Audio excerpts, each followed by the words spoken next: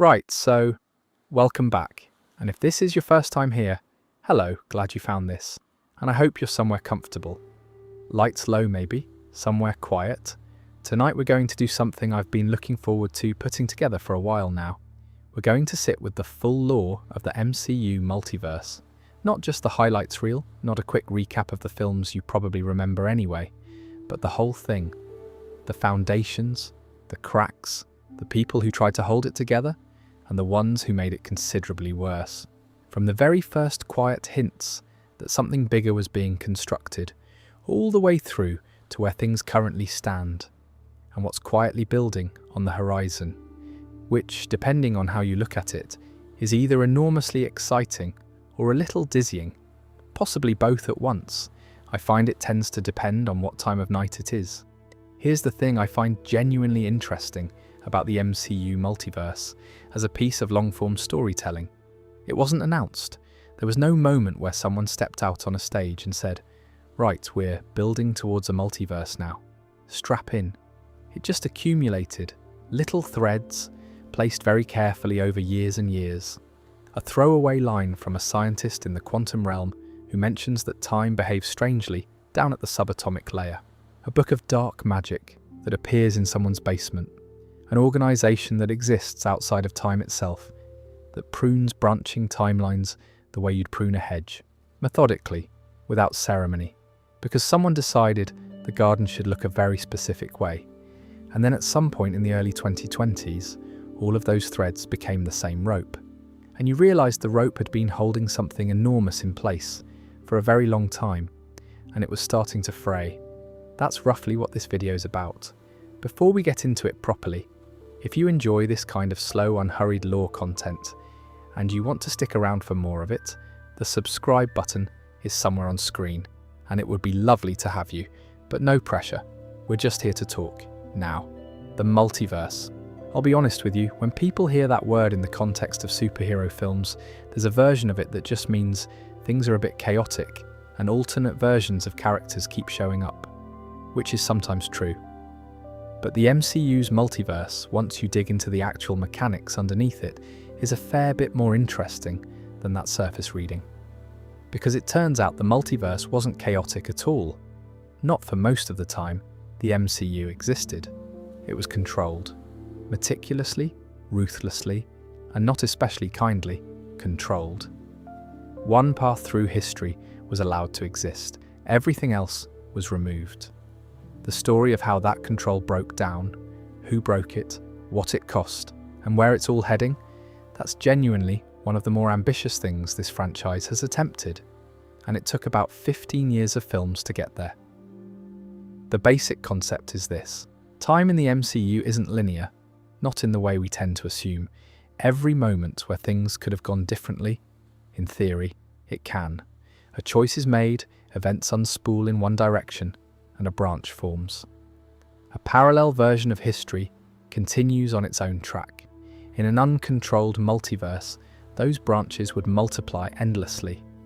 Infinite timelines, each one real, each one full of people living full lives inside their version of events. The operative word there is uncontrolled. For a very long time, there was only supposed to be one timeline, one path through history that was permitted to persist. Everything else was considered a deviation, a nexus event in the language of the people enforcing this, and would be pruned out of existence before it could develop any further. Gone. Just quietly erased from the record, like it never happened. The organisation doing the pruning was called the Time Variance Authority, or the TVA. We'll get to them properly a bit later on, because the full story of what the TVA was, who actually built it, and why, is one of the more interesting reveals in the whole saga. But knowing they existed, knowing that an entire bureaucracy outside of time was actively tending the shape of history, changes how you look at the whole of the MCU in retrospect. Every close call, every battle that went the hero's way by a razor's margin, every moment where the timeline could have snapped in a completely different direction, but didn't. A lot of that wasn't just luck or heroism. A lot of that was someone making sure it happened the right way. And once that someone was gone, once the mechanism keeping the timeline tidy was removed, all of those potential branches started flowering at once. The universe the Avengers spent a decade defending was, it turns out, a curated thing. And tonight we're going to talk about who was doing the curating, what happened when they stopped, and what it cost everyone around them when the garden was finally allowed to go wild. We'll also talk about the cracks that appeared before the whole thing started coming apart, the ones caused by grief and by desperation, and by a time travel plan that the Avengers thought was safer than it turned out to be. We'll talk about the people who tried to exploit the multiverse for their own purposes and found it considerably larger than they could manage. And we'll talk about one character in particular who found something like peace within the chaos at enormous personal cost, and what that cost actually looks like. And then, because we're nothing if not thorough, we'll look at where all of this is heading, which, based on what's currently being built, is something the people behind it have called the most ambitious project the MCU has ever attempted. Given that this is the franchise that managed to give a talking raccoon a genuine emotional arc across 4 films, that's a fairly high bar. It's a lot of ground to cover. We're going to take our time with it. One thing I want to say before we actually dive in, and this is partly just me thinking out loud, is that the MCU multiverse as a concept is unusually good for late-night listening. And I don't think that's just because it's familiar territory. I think it's because the scale of it is so vast that there's always somewhere further to go with it. Every time you think you've got a handle on the full picture, there's another layer underneath, another thread that connects to 3 other things you hadn't noticed yet. There's something almost restful about that kind of depth, if you let it be. You don't have to hold all of it at once. You can just stay with the parts that catch your attention and let the others drift, which is exactly the spirit in which we're approaching tonight. One more thing worth establishing early on. Before we get into specifics, this video is going to follow the events of the MCU roughly in the order they matter to the multiverse story, which is not necessarily the same order the films and shows were released. Some things that happened early in production timeline only became significant later. Some things that seemed massive at the time were actually table setting for something much larger. So if I occasionally jump around in the release order, that's deliberate. We're following the lore, not the release calendar. Also, and I say this with genuine affection, this universe is complicated. There are things that are deliberately left ambiguous in the films, things that mean different things depending on which piece of media you're looking at, and things that were planned one way and then changed for reasons outside the story. Where that comes up, I'll mention it. The goal isn't to pretend everything is perfectly consistent, because it isn't. The goal is to understand the overall shape of what's being built and to appreciate how ambitious that shape actually is. Right, that's probably enough preamble. Actually, no, one more thing. Because I think it helps to set up everything we're going to talk about tonight if we acknowledge this up front. The MCU multiverse is ultimately a story about control and its limits. Every major player in this saga, from the very first architect of the sacred timeline all the way through to the figures being assembled for the films that are still coming, is essentially grappling with the same question. Can any one person or organization or force control the shape of infinite reality? And if not, if control is always going to slip, always going to be taken away or dismantled or undermined, what do you do instead? Some characters try to tighten their grip, some try to burn everything down and start over, some find themselves collateral damage in other people's attempts at control, and one character eventually finds a third option that nobody else thought to look for. We're going to meet all of them tonight. There's something else worth establishing before we dive in. This saga spans, if you count every film, every Disney Plus series, and every piece of connected media, a genuinely enormous amount of storytelling. More than most people can feasibly have watched in a single sitting, or even in a dedicated few weeks of evenings. And the multiverse narrative, more than the Infinity Saga before it, requires things from different corners of the franchise to fully make sense. I'll do my best to make tonight's video stand on its own, regardless of what you have or haven't seen. The goal is for the picture to be coherent, whether you've watched everything, or you've watched some things, or you've watched exactly one of the Spider-Man films and thought that seemed like enough. We're not here to quiz each other. We're here to understand the shape of something large, together, at a pace that doesn't require note-taking. Get comfortable, whatever comfortable looks like for you right now. Let's start from the very beginning. Let's start with first principles, because the word multiverse gets used a lot and doesn't always mean the same thing depending on the context. In the MCU's version of reality, the multiverse refers to two slightly different but connected things, and it's worth distinguishing them. The first is branching timelines, alternate versions of the same universe that split off when events diverge from the expected path. The second is entirely separate universes, places where history unfolded completely differently from the very beginning, sometimes with different physical laws, different civilizations, different fundamental conditions.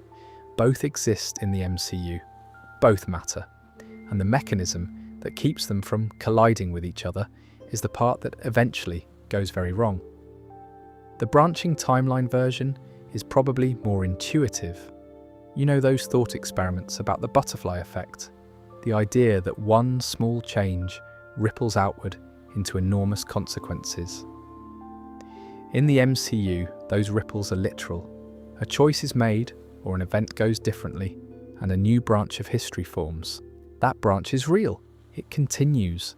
The people inside it live their lives. But in a controlled multiverse, that branch would be detected, identified as a deviation from the sacred timeline, and pruned before it could develop to the point where it became a fully independent reality. The sacred timeline is the thing that holds this all together, conceptually. One correct path through history, one approved sequence of events. Everything else considered a nexus event, a point of dangerous divergence that threatens the overall structure. The organisation monitoring all of this, the TVA, used temporal technology to identify nexus events and prune the branches they created, usually before anyone inside the branch even had time to notice something was wrong. And here's the thing that makes the sacred timeline genuinely interesting as a piece of world building. It wasn't described as a tyrannical construct from the outside. The people working at the TVA believed they were doing necessary work.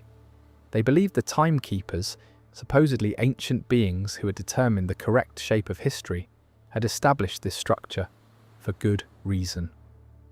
Pruning branches wasn't cruelty in their understanding. It was maintenance. It was keeping reality safe from the chaos of infinite uncontrolled timelines colliding with each other. Whether or not that belief was justified is something the series spends a lot of time unpacking. We'll get there. The second type of multiverse, entirely separate universes, is harder to explain but equally important. These aren't branches from a single original timeline. They're parallel realities that have always existed independently, running alongside each other without necessarily intersecting. Earth 616, which is roughly the main MCU universe. Earth 838, which is the universe home to the Illuminati in the Doctor Strange sequel. Earth 10005, the universe where the Fox X-Men films took place, each with its own history, its own heroes, its own version of events that never split from a common ancestor, just separate, full, self-contained realities existing in proximity to each other. The barrier between these universes is what's referred to as the membrane of the multiverse. Under normal conditions it holds. The universes exist in parallel without interfering with each other, but that membrane can be weakened by certain kinds of magic, by reality manipulation at a sufficient scale, by people travelling between universes and spending enough time in a reality that isn't theirs.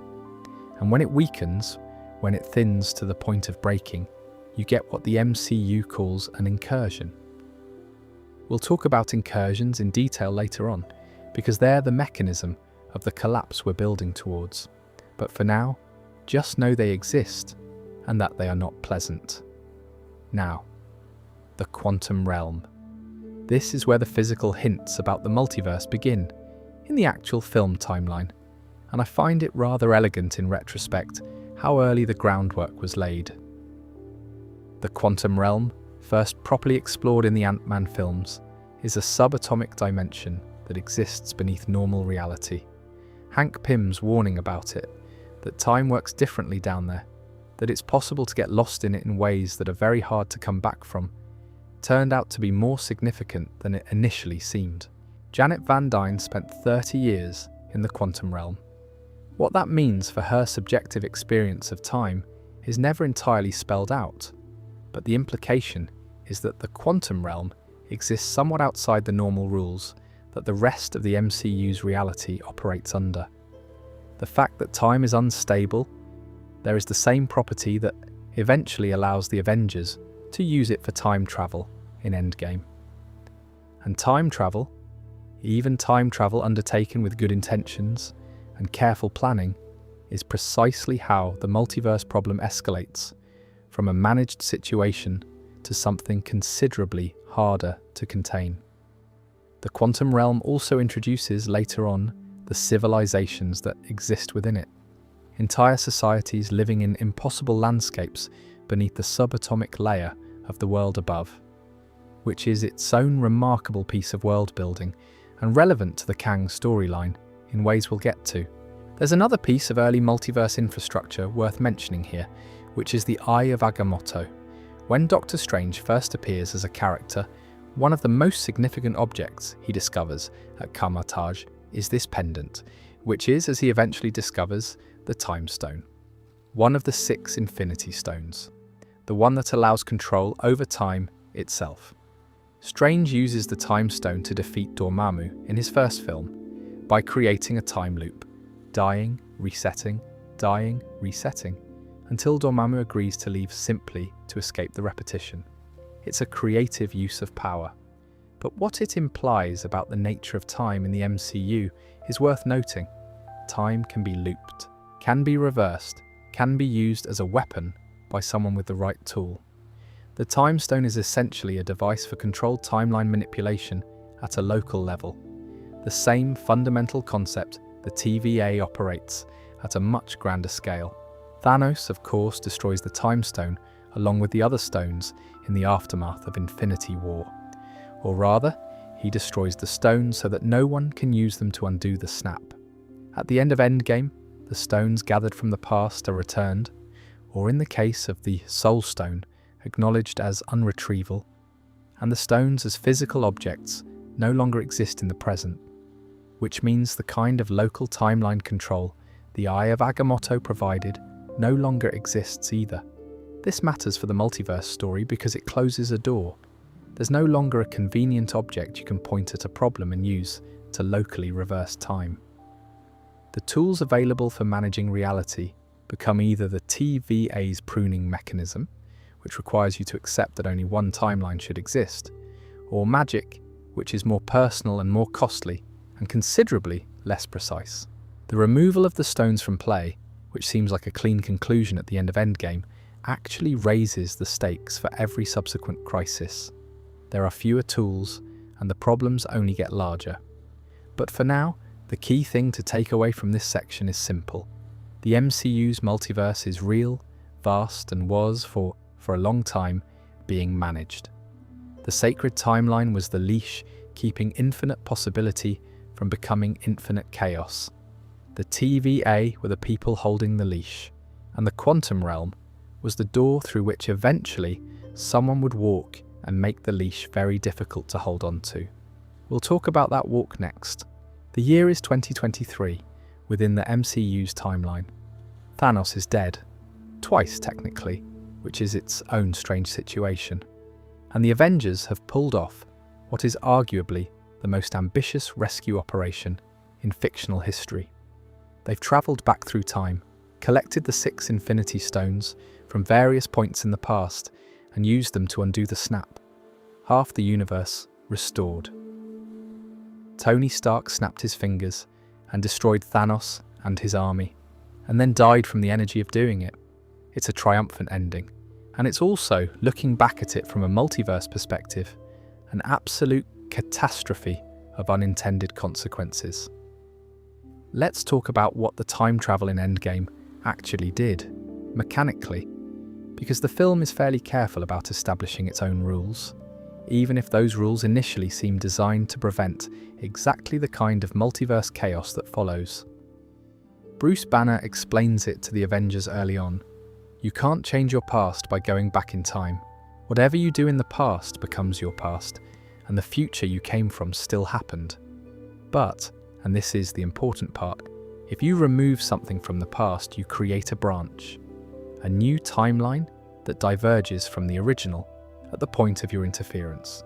The original timeline still exists, but now there's also a version of events where the thing you removed was never there.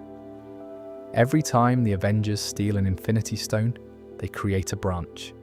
Every moment of interference, Steve Rogers fighting himself in 2012, Tony interacting with his father in 1970, Thor pulling Mjolnir away from its expected position in history, creates a point of divergence. In theory, the plan was to minimize this and then return the stones, which would repair the branches by restoring what was taken. Steve Rogers was supposed to go back and put each stone back at the exact point it was borrowed from, and the timeline would more or less knit itself back together. Steve did go back, but he didn't quite return all the stones in the way the plan assumed, because Steve Rogers, rather famously, didn't come back the same way he left. He chose to stay. He stayed in the 1940s, lived a full life with Peggy Carter, grew old, and appeared on a bench in the present as an elderly man. And the question of what this means for the timeline, whether it created a branch, whether it collapsed some branch back into the main timeline, whether Steve somehow always existed in the past without anyone noticing, has been genuinely debated by fans and, to some extent, left deliberately ambiguous by the films. The TVA's later involvement in Steve's story, or apparent lack of it, raises its own questions. But the time travel event that actually sets the multiverse chaos in motion isn't Steve's decision to stay. It's a much smaller, almost accidental moment. It's Loki. During the Avengers' effort to retrieve the Tesseract from 2012 New York, the operation goes sideways. Tony Stark fumbles the handoff, the Tesseract skids across the floor of a conference room, and 2012 Loki, who has just been defeated and is sitting in handcuffs, probably feeling quite sorry for himself, spots an opportunity. He grabs the Tesseract, the energy of it rips open a portal, and Loki vanishes. That's it. That's the moment. A captured Norse god in 2012, grabbing a glowing cube and slipping out of a conference room. In the grand sweep of Avengers, Endgame, it's a relatively minor incident. The plan doesn't fall apart. The heroes just go back further in time to get the Tesseract from a different point in history. Problem solved, mostly.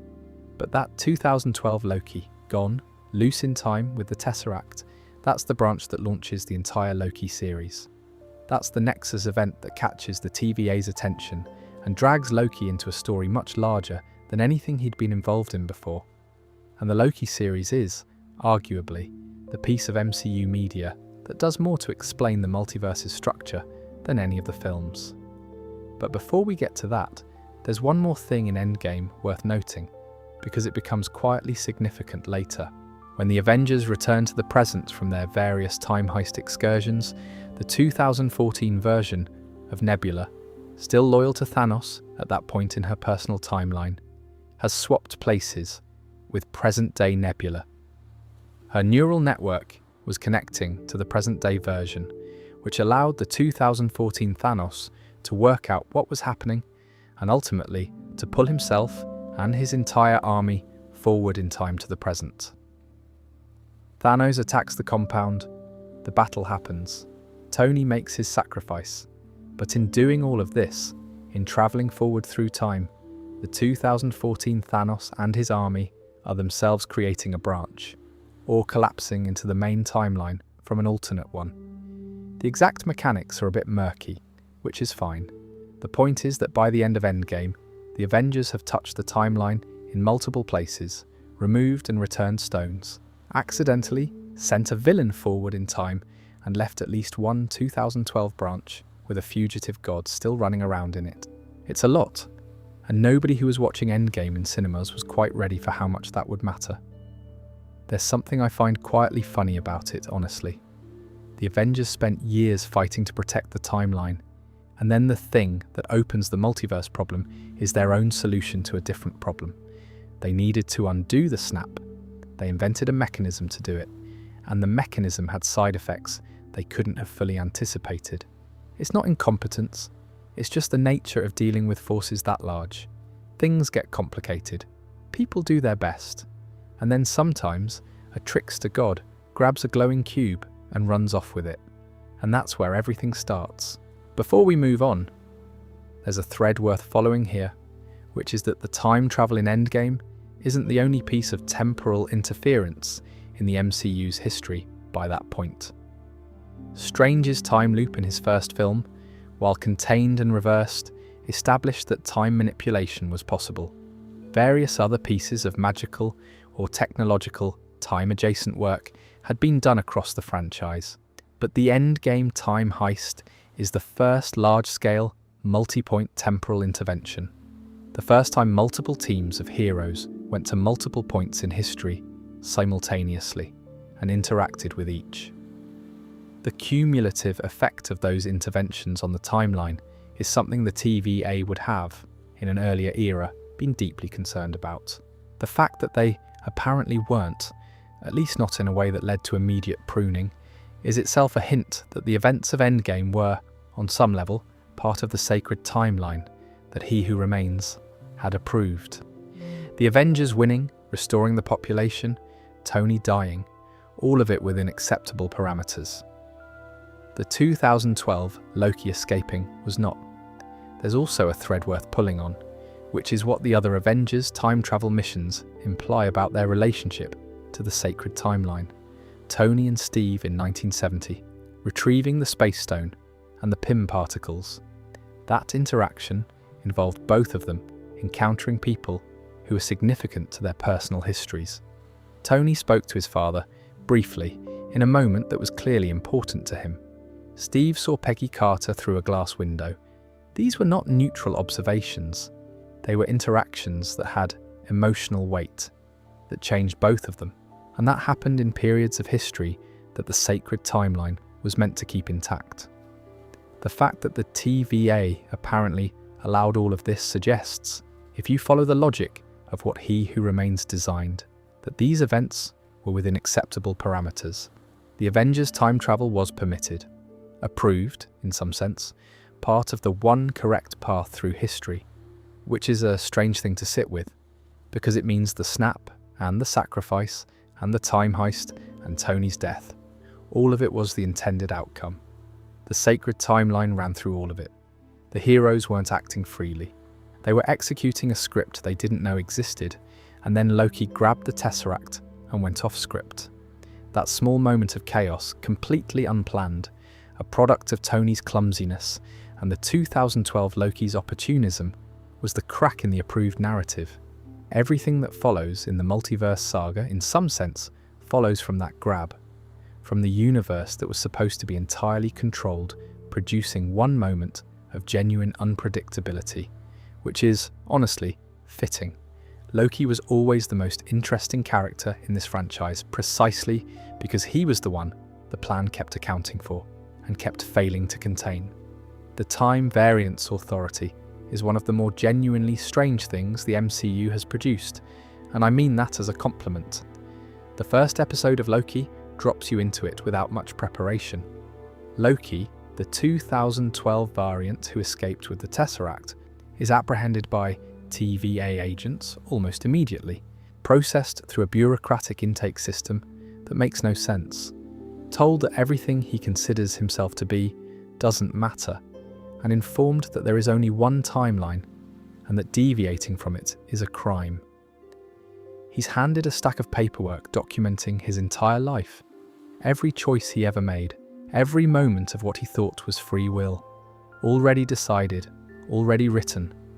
It's an arresting premise, and the show does something quite clever with it, which is to use Loki, a character whose entire identity is built on resisting authority and refusing to be defined by others, as the perfect lens for examining a system built entirely around the idea that authority over time is not only possible, but necessary.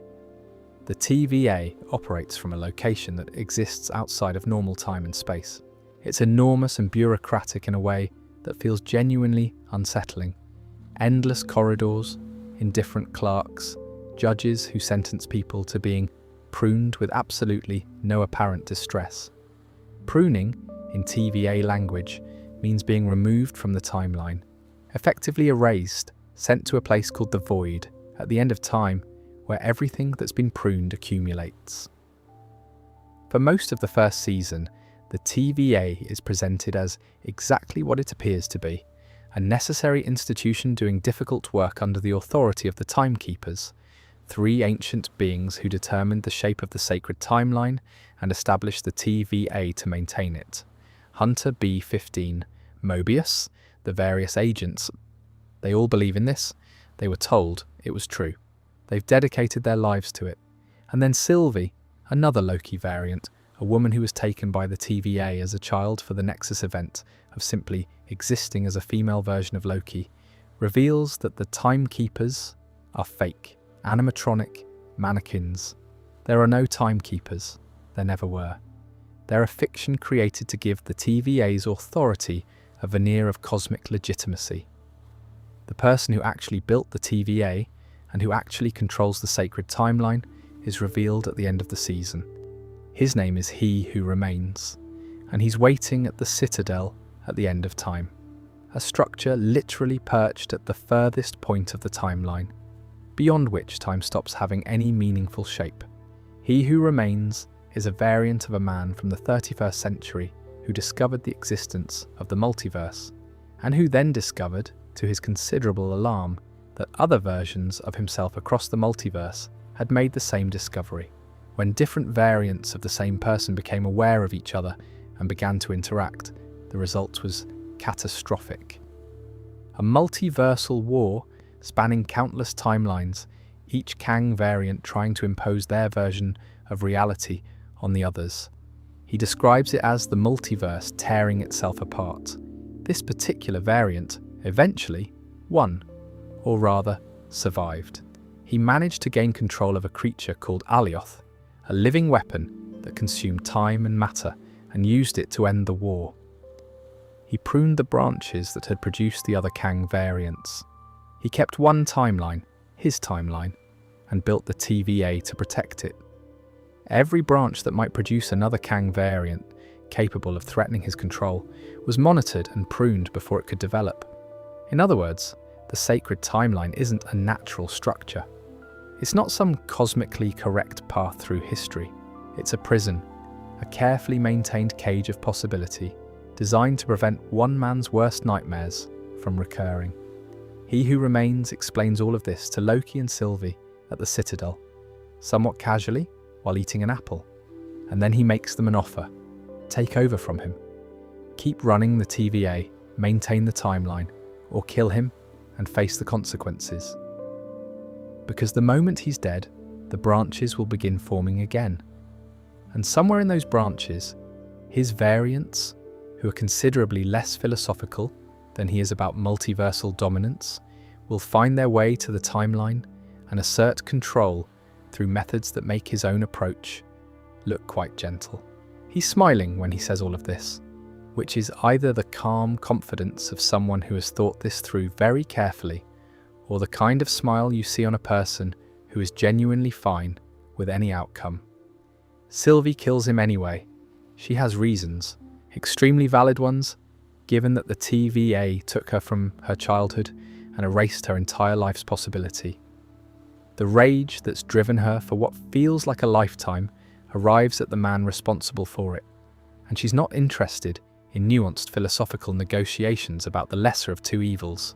He dies, and on the sacred timeline's display, back at the TVA, the visual representation of the one permitted path through history, branches begin forming immediately. Dozens, then hundreds, then more than can be counted. The timeline that was being kept clear and contained by one man's will suddenly blooms in every direction. What He Who Remains described as his worst nightmare has begun. There's a genuinely interesting philosophical dimension to all of this that the series doesn't try to resolve neatly, which I appreciate. He Who Remains may have been right that his variants are worse than his controlled timeline. The rest of the multiverse story is largely the answer to that question, but he was also demonstrably, catastrophically wrong about the method. Maintaining the safety of reality by erasing the possibility of everyone else's existence is a position that's very difficult to argue for without noticing that it's essentially tyranny wearing the clothes of necessity. Loki knows this, Sylvie knows this. The tragedy is that knowing it and having a better answer ready are two different things. There's a thread in Loki's first season that gets at this quietly, which is what the TVA agents are. Mobius doesn't know this at the start of the series. Hunter B-15 doesn't know it. But the truth that Sylvie reveals, that the TVA agents aren't beings created by the Timekeepers for the purpose of temporal enforcement, is one of the series' most uncomfortable reveals.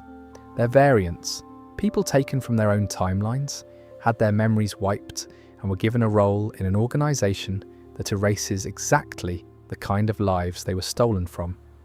Mobius, in his real life, had a family, or could have, cared about things that weren't the sacred timeline. And all of that was taken from him and replaced with this, a job he believes in completely, a purpose he's committed to entirely, for a cause that was fabricated by the person who stole him from everything he was supposed to be. The scene where Mobius learns this is quiet and quite devastating. He doesn't explode, he doesn't rage, he processes it in the particular way of someone who has built their identity around a certainty that just turned out to be someone else's lie.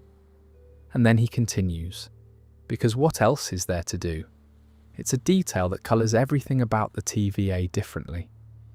The institution isn't just morally complicated in its methods, it was built on stolen people. The mechanism of control required not just pruning timelines, but taking individuals out of them, erasing their identities and conscripting them into the system. He Who Remains needed personnel who had no attachment to any particular timeline, because he'd removed those attachments himself. And the further implication of this, which is left for the audience to sit with rather than stated, is that the TVA agents who have spent years doing this work, pruning timelines, erasing branches, removing variants from their own futures, have been doing to others what was done to them. Not knowingly, but the architecture of the institution was designed to produce exactly this result. People who couldn't object to what was happening because they didn't remember what having a timeline meant. There's a word for systems that maintain themselves by removing the memory of what they've taken from the people inside them. Several words actually, none of them comfortable. When Mobius learns the truth and then chooses to continue, not to continue pruning timelines, but to continue working at the TVA with the goal of transforming it into something different, it's one of those quiet character moments that doesn't get enough attention. He has every reason to walk away from the institution entirely, but he understands practically that the TVA's capacity to monitor the multiverse still matters, even if its methods need to be completely overhauled. He stays and tries to change it from inside, which is either the most responsible thing or the most compromised thing a person could do in that situation, and probably both simultaneously. That ambiguity, the moral impossibility of the TVA's situation and the people who live and work within it, is one of the things the Loki series does best. Now let's talk a bit about WandaVision, because while it sits slightly to the side of the main multiverse collapse story, it's not directly about the TVA or branching timelines or the mechanics of interdimensional travel. It's absolutely essential for understanding one of the most important things the saga does, which is show us what happens when immense power and unprocessed grief meet the wrong book. WandaVision is, at its core, a story about bereavement. Wanda Maximoff has lost more than almost any character in the franchise. Her parents when she was young, her brother Pietro in the battle against Ultron, and then Vision, killed by Thanos during the events of Infinity War. She watched him die twice. Once when she destroyed the Mind Stone to prevent Thanos from getting it, and then again when Thanos used the Time Stone to reverse her action and take the stone himself anyway. The second death is in some ways the crueler one, because she had already made the impossible choice to sacrifice the person she loved, and it was taken from her regardless.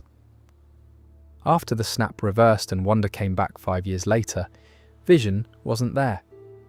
He couldn't come back because he hadn't been snapped away. He'd been killed. The distinction is brutal. Everyone else returns. He doesn't. And Wanda, who has always had an unusually complicated relationship between her emotions and her reality-bending power, drives to Westview, New Jersey.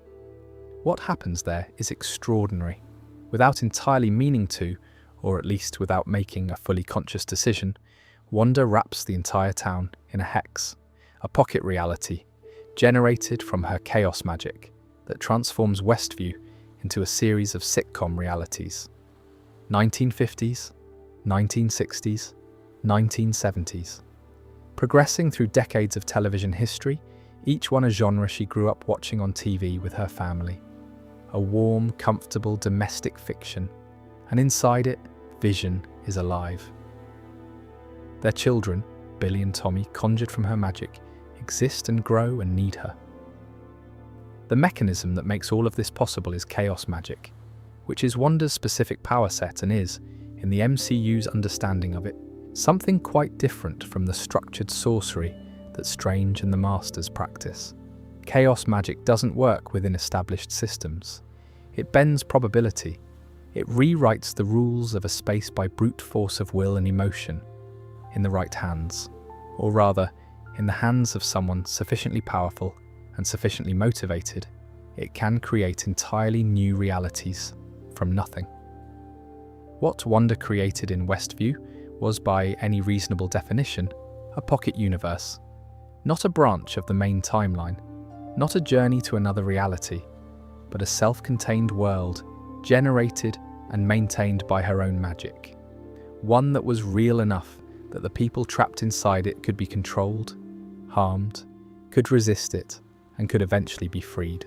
Here's the detail about WandaVision that matters most for everything that comes after. In the basement of Agnes's house, Agnes being Agatha Harkness, a witch who has been quietly observing and partly parasitizing Wanda's power from inside the hex, there's a book, the Darkhold. The Darkhold is a book of dark magic that has existed since time more or less began in the MCU's mythology. It was carved from the bedrock of a mountain called Wundagora by an ancient entity, and it contains knowledge and spells of enormous power. It also does something to everyone who reads it. It twists them. It amplifies whatever they most want and most fear, and it points them at the nearest version of that thing and tells them they're entitled to it. It doesn't corrupt people by making them evil in any obvious way. It corrupts them by making them obsessed, by removing the part of them that could weigh consequences.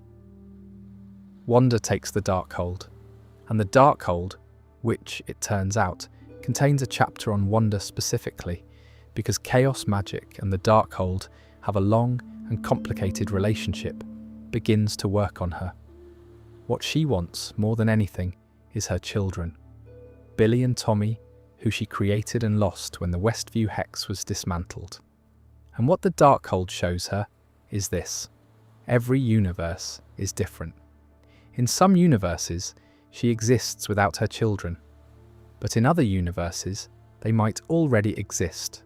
They might be right there, in some alternate version of the world, real and alive and missing a mother. The Darkhold's suggestion, its quiet, persistent, compelling suggestion, is that she's not doing anything wrong by going to get them. This is the mechanism that drives the story of Doctor Strange in the Multiverse of Madness. And it's worth understanding here, in this section before we get there, because the Darkhold's logic is seductive in a way that the film takes seriously. It's not cartoonish villainy, it's grief being weaponized by a book that is very good at finding exactly the right lever in exactly the right person. Wanda's tragedy is specific, and the show handles it with care. It's the tragedy of someone who is powerful enough to act on the worst impulses that loss creates. Most people who are grieving can't actually erase a town and replace it with a domestic fantasy. They can't travel to alternate universes and attempt to steal their children from an alternate version of themselves. The rest of us are protected from the worst versions of our grief by simple powerlessness. Wanda is not protected by powerlessness, and the Darkhold is very good at reminding her of that. One more thing worth understanding about the Darkhold before we move on, because it comes up again in connection with Strange, and changes how you understand several things about the multiverse story. The Darkhold isn't just a book of spells. According to the mythology established in the MCU, it was carved from the bedrock of Mount Wundagore, a mountain that is itself connected to the Scarlet Witch prophecy. There are murals of Wanda at Wundagore, ancient writings about chaos magic and its potential. The Darkhold was, in some sense, waiting for Wanda specifically. Whatever intelligence shaped or preserved, it knew something about her power that nobody else did. The Darkhold also exists across universes, not as a single object that can be destroyed in one place. Every universe has its own copy, apparently, which is information that matters when Wanda eventually destroys it. Her destruction of the Darkhold at Wundagore destroys not just the one physical book, but the concept of it across all universes simultaneously, which is an act of power so extraordinary that the MCU never quite draws attention to how extraordinary it is. She doesn't just burn a book, she removes an object from all of reality. The cost of that, apparently, is her life, or something like it, the mountain coming down, the explosion of energy, the question left unresolved about whether she survived. The Darkhold chapter closes with the same ambiguity as the Darkhold's effects. Nothing is quite clean, nothing is quite finished, and the Scarlet Witch as a figure remains in the MCU's mythology, referenced, significant, her impact on the multiverse measurable in the damage left behind. Spider-Man. No Way Home is the film where the multiverse stops being a background concept and becomes something that happens on screen, visibly and consequentially, in front of a global cinema audience. It begins with a problem that feels unusually small for a multiverse-altering event. Peter Parker's identity as Spider-Man has been revealed to the public. Not just revealed, accompanied by accusations of murder. His life, and the lives of the people he loves, has been upended. He can't go to college, his friends can't go to college, his aunt is being hounded. The practical consequences of everyone knowing who you are when you're a wanted superhero turn out to be quite significant. Peter goes to Doctor Strange for help. He wants Strange to cast a spell that makes everyone forget that Peter Parker is Spider-Man. Strange is, understandably, a bit reluctant. This is a significant piece of magic, affecting every mind on the planet. But he agrees to attempt it. And then Peter starts interrupting the spell. It's not malicious. It's not stupid exactly. It's Peter Parker being Peter Parker, someone who genuinely can't stop caring about the consequences of his choices. What about MJ will she remember? What about Ned? Can his aunt be included in the exceptions? Each interruption causes Strange to adjust the spell while it's being cast, and each adjustment causes the spell to expand in a direction it wasn't designed to go. The original spell was targeted at everyone in this universe who knows Peter Parker is Spider-Man. Peter's interruptions cause it to reach further, into other universes, because in other universes across other realities there are also people who know that Peter Parker is Spider-Man, and the spell in its confused state tries to pull them all through. The villains arrive first, Otto Octavius, mid-air from the moment of his death, Max Dillon the Electro variant, though this version of him is slightly different from what he was in his own universe, which is its own curious detail about how the multiverse handles this kind of transit. Flint Marko, the Sandman, Kurt Connors, the Lizard, and Norman Osborn, who arrives without the Goblin helmet in a moment of apparent lucidity that doesn't last. All of them from other universes, all of them pulled through to the MCU's primary timeline by a spell that was supposed to stay within one reality.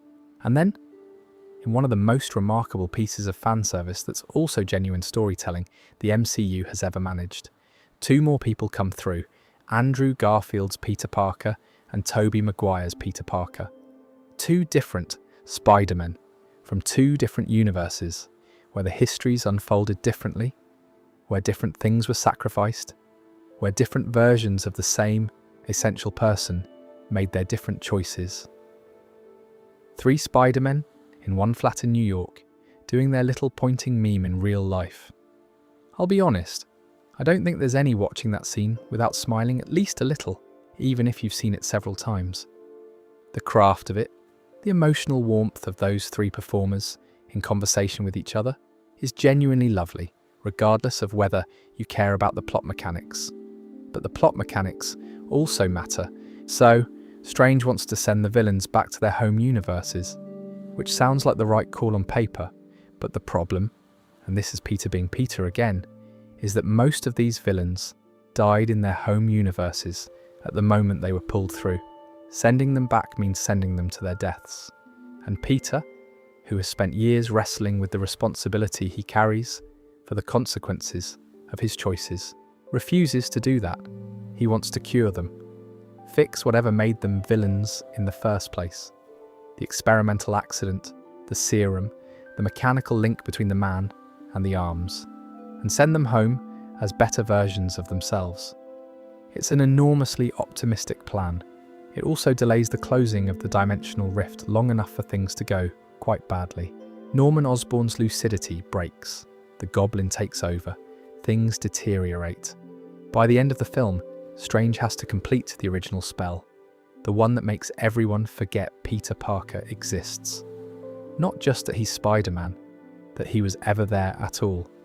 Every memory, every record, every connection, erased. The multiverse crack is sealed, but the cost of sealing it is Peter Parker becoming a ghost in his own world. No family left to know him, no friends who remember him. He starts over from nothing, in a flat he rents alone, in a city that has no idea he's there. And the rift that briefly opened, through which 5 villains and 2 alternate Spider-Men came through, is closed. But it wasn't closed cleanly. It was sealed with a blunt instrument at enormous personal cost, in a way that left marks on the multiverse membrane that would take a while to fully heal.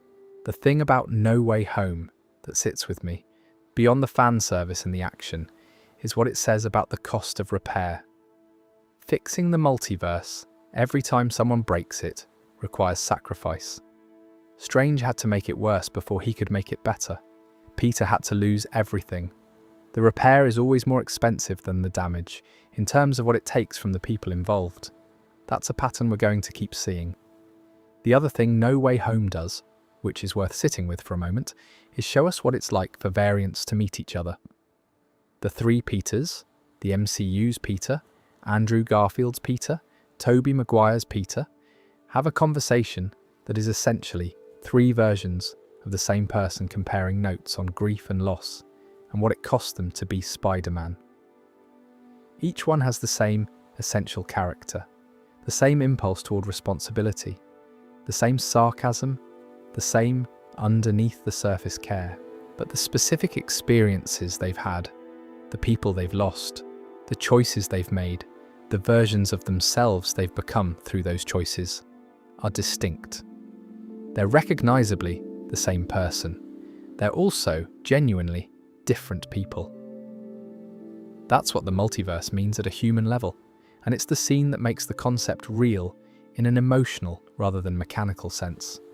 Not the magic, not the dimensional rifts.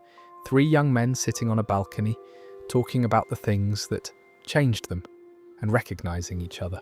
The MCU's Peter gets to see who he might have become under different circumstances, gets to see that both paths, the one that leads to Andrew Garfield's Peter, who lost Gwen Stacy and carries that forever, and the one that leads to Tobey Maguire's Peter, who has been doing this longer and has found something like equanimity, are survivable, different, but livable.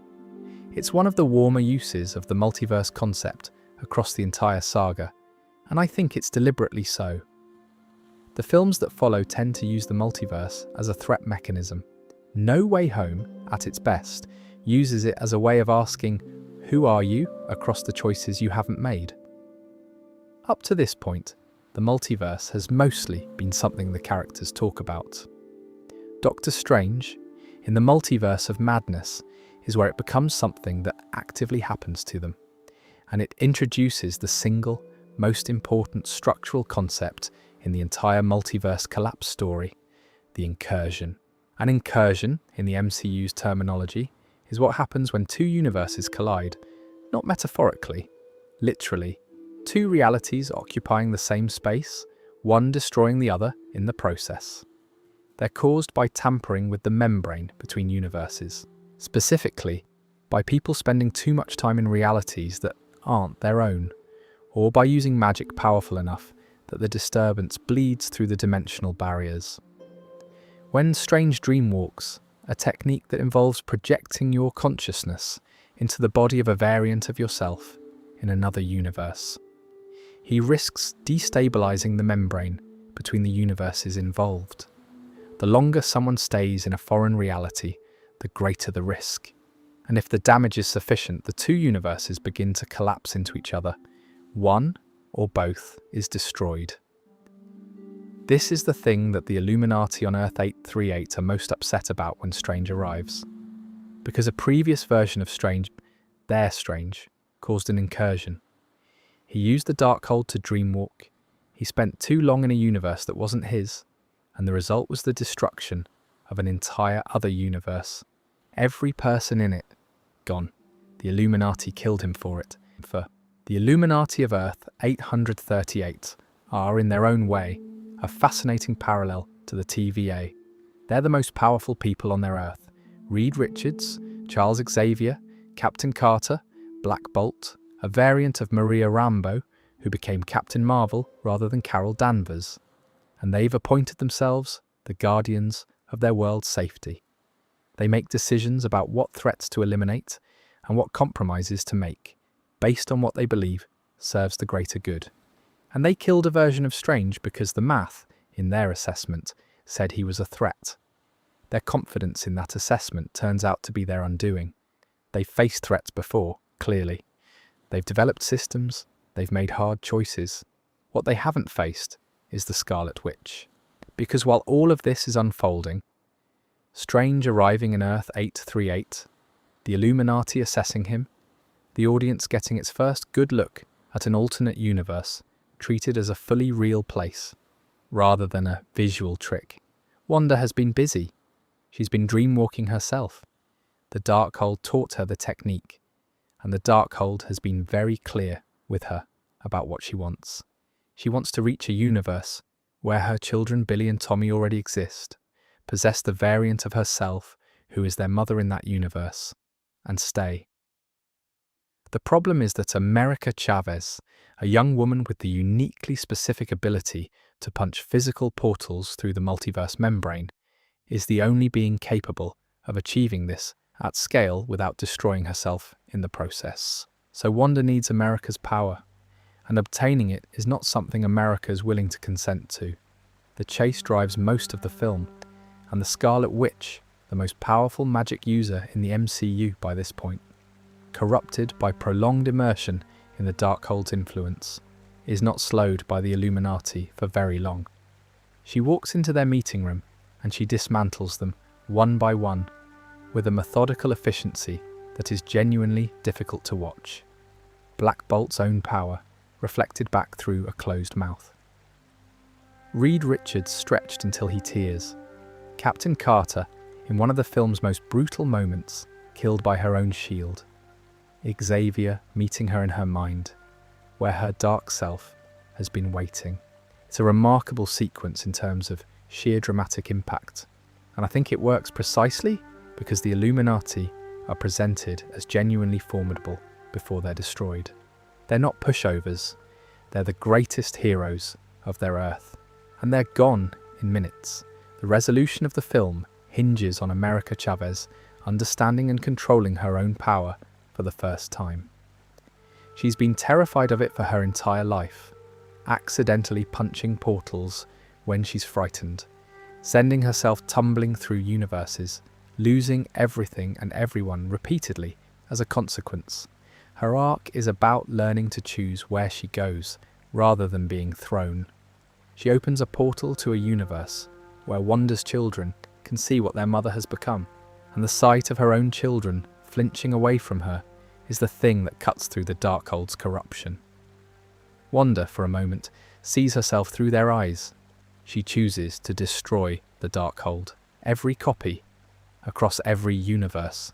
She collapses the mountain fortress it was held in, and seemingly dies in the process, though the film is careful not to confirm it fully. And the incursion risk, the growing damage caused by Wanda's dreamwalking, and the chaos she's created across multiple universes, is, for the moment, contained. But the concept of the incursion has been established. The idea that the damage isn't just about individual characters, individual universes, that the multiverse itself can be structurally compromised by certain kinds of interference, that two worlds can destroy each other just by being pushed into the same space. That's the mechanism at the centre of everything that follows. The slow structural damage that accumulates quietly in the background of the saga's later chapters. Before we leave the Multiverse of Madness, I want to spend a moment on America Chavez as a character, because she tends to get slightly overshadowed by the spectacle of what's happening around her, and she's actually a very interesting piece of the multiverse's puzzle. America's power, the ability to punch through the membrane and create physical portals between universes, is explicitly described as unique. Not rare, unique. There is no other being with this specific ability, and her control over it has always been the problem. She doesn't choose to open portals mostly. They open when she's frightened, when she's overwhelmed, when the emotion is large enough that the membrane responds. The power is tied to something involuntary in her, which means the most powerful multiverse-spanning ability in the known MCU has been running on panic rather than intent. Her arc in the film is about the gap between power and agency. She has one, but not the other. And what the training she receives at Karmatage, where she ends up at the film's conclusion, learning to be a proper sorcerer alongside learning to control her specific ability, is designed to address, to turn something she's been afraid of into something she chooses. The significance of that for future films is not small. And America Chavez, who can travel between universes with intention, precision, and control, is a very different strategic asset from the America of the film. She's effectively an infinite transportation network, if she develops her ability fully. And in a saga where the central problem is universes colliding in ways that destroy each other, having someone who can move through those universes without damaging the membrane is exactly the kind of thing that the heroes are going to need. Since we're on the topic of threats the multiverse can't contain, let's talk about Kang. And I want to take a moment before we dive in, because Kang is a genuinely unusual type of villain for this franchise. Not in the sense that he's the most powerful, or the most dramatic, or the most philosophically interesting on his own, but in the sense that the threat he represents isn't about one person with one plan, it's about a category of person, an entire civilization of variants, each one a version of the same man, each one with different methods and different motivations, and none of them particularly inclined to cooperation. The version of Kang who appears in Ant-Man and the Wasp, Quantumania, is the Conqueror. A Kang variant who, by the time we meet him, has been exiled to the quantum realm by the other Kang variants and by He Who Remains, because he was considered too destructive and too difficult to manage even by a council of reality-hopping conquerors. That's worth sitting with for a second. The Kang who's been locked away because he's too much. That's who Scott Lang ends up having to fight in the subatomic layer of reality. The quantum realm in Quantumania is considerably larger than anyone who watched the earlier Ant-Man films was expecting. It's not an empty subatomic void, it's a universe. Entire civilizations exist there, landscapes that follow their own logic, floating rock formations, crystalline structures, ecosystems that don't correspond to anything at the surface level. And underneath all of it, Kang has been ruling, building, waiting for the moment when he could repair his multiversal engine and escape back into the wider multiverse. Janet Van Dyne spent 30 years in the quantum realm. During that time, she encountered Kang. She formed a relationship with him and began helping him repair his engine before she learned what he actually planned to do with it. Kang's intent wasn't simply to escape his exile, it was to resume conquest. Multiple universes, multiple timelines, each one subdued and absorbed into his dominion. Janet sabotaged the engine before she left. The partial damage she caused meant Kang couldn't finish the repairs alone, and he's been trapped there since. Then Scott and his family get pulled in, and Kang has new leverage. The negotiation at the heart of Quantumania is fairly clean. Kang holds Cassie hostage. He wants Scott to enlarge the quantum core that would complete his engine's repairs. Scott does it, but destabilizes it in the process, which is a good plan that takes a while to fully execute. Meanwhile, Cassie manages to reach the quantum realm's own people, the civilizations that have been living under Kang's rule, and gives them enough information and enough hope to stage a rebellion. The quantum realm rises. MODOK, Darren Cross, Scott's old nemesis, who has been reshaped into a weaponized mechanical body by Kang's tech, has a moment of clarity and chooses to sacrifice himself rather than continue serving a conqueror. And Scott and Hope fight Kang directly, which is remarkable even to watch, because Kang is genuinely more powerful than both of them.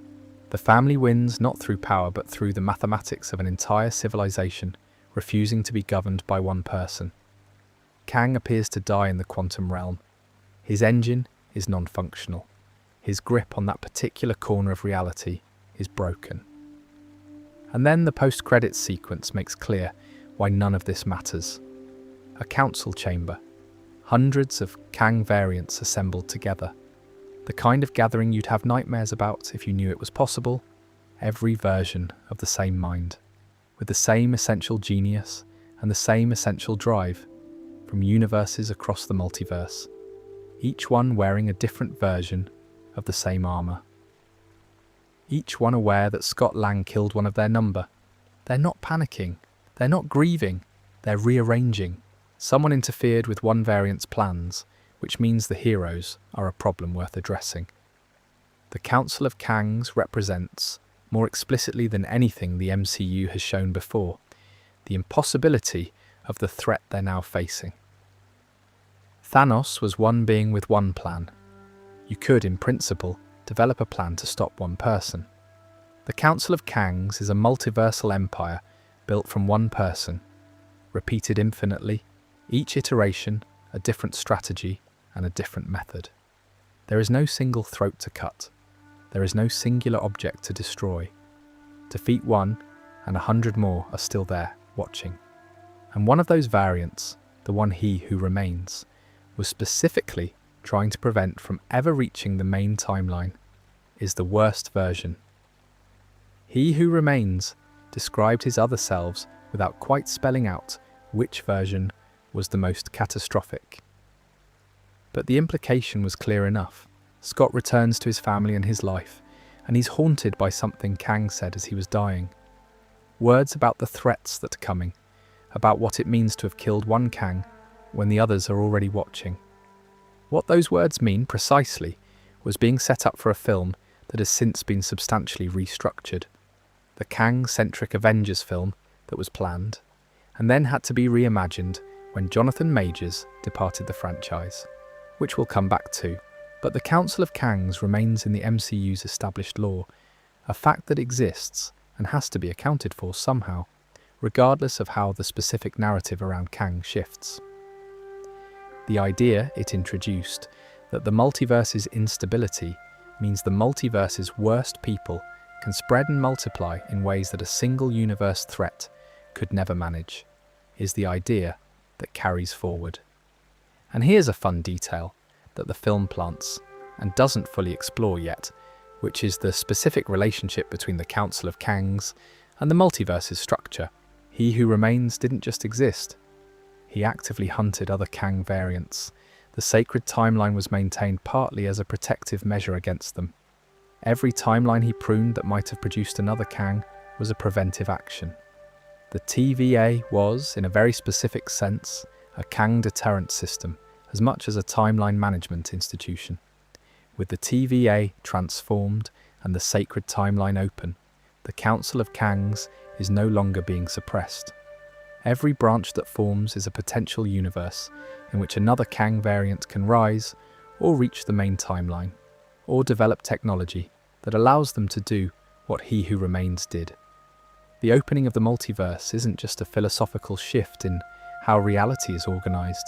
It's an open door for an entire civilization of conquerors who were previously being actively contained. The Kang variants in the Council, gathered together, are described as having different approaches. Some are more warlike, some are more political, some have conquered through military force, some through manipulation, some through technology.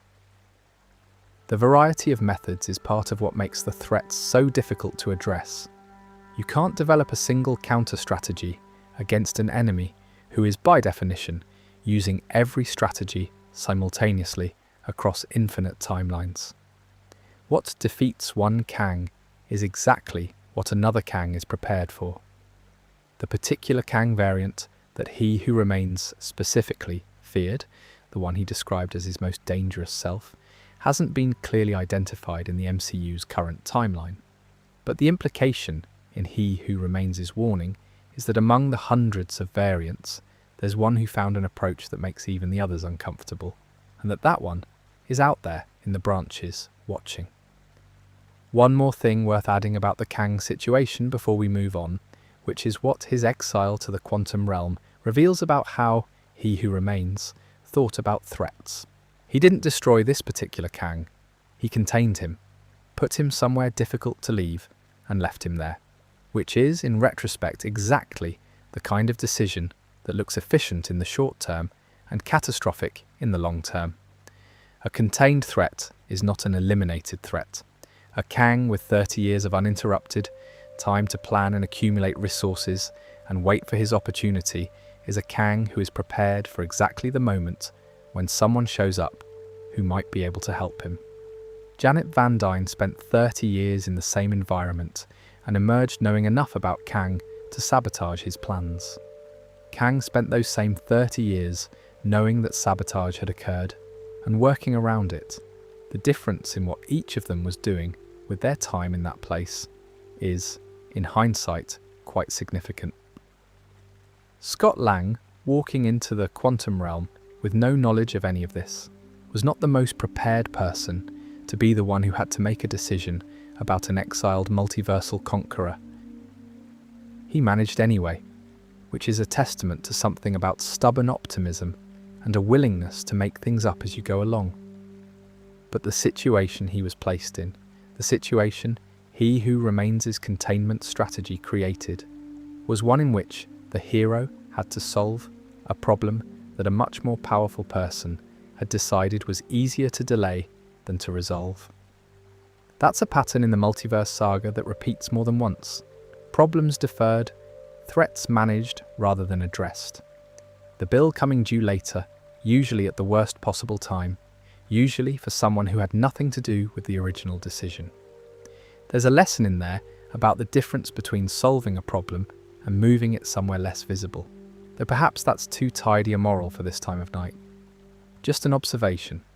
And now let's talk about the piece of the saga that I personally find the most moving, which is saying something for a franchise that managed to make me genuinely emotional about a giant purple man and his conviction that having nice things is statistically unsustainable.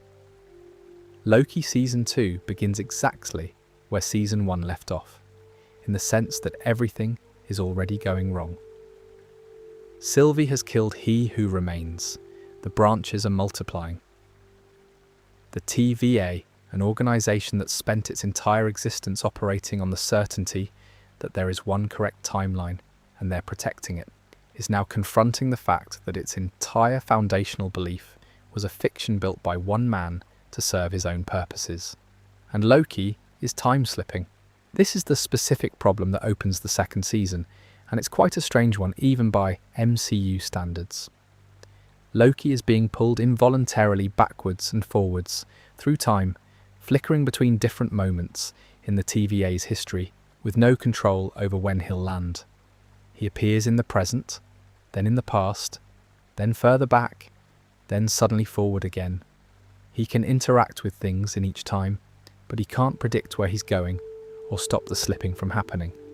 Ouroboros, the TVA's chief engineer, who works in a department that almost no one ever visits, turns out to have been waiting for exactly this situation.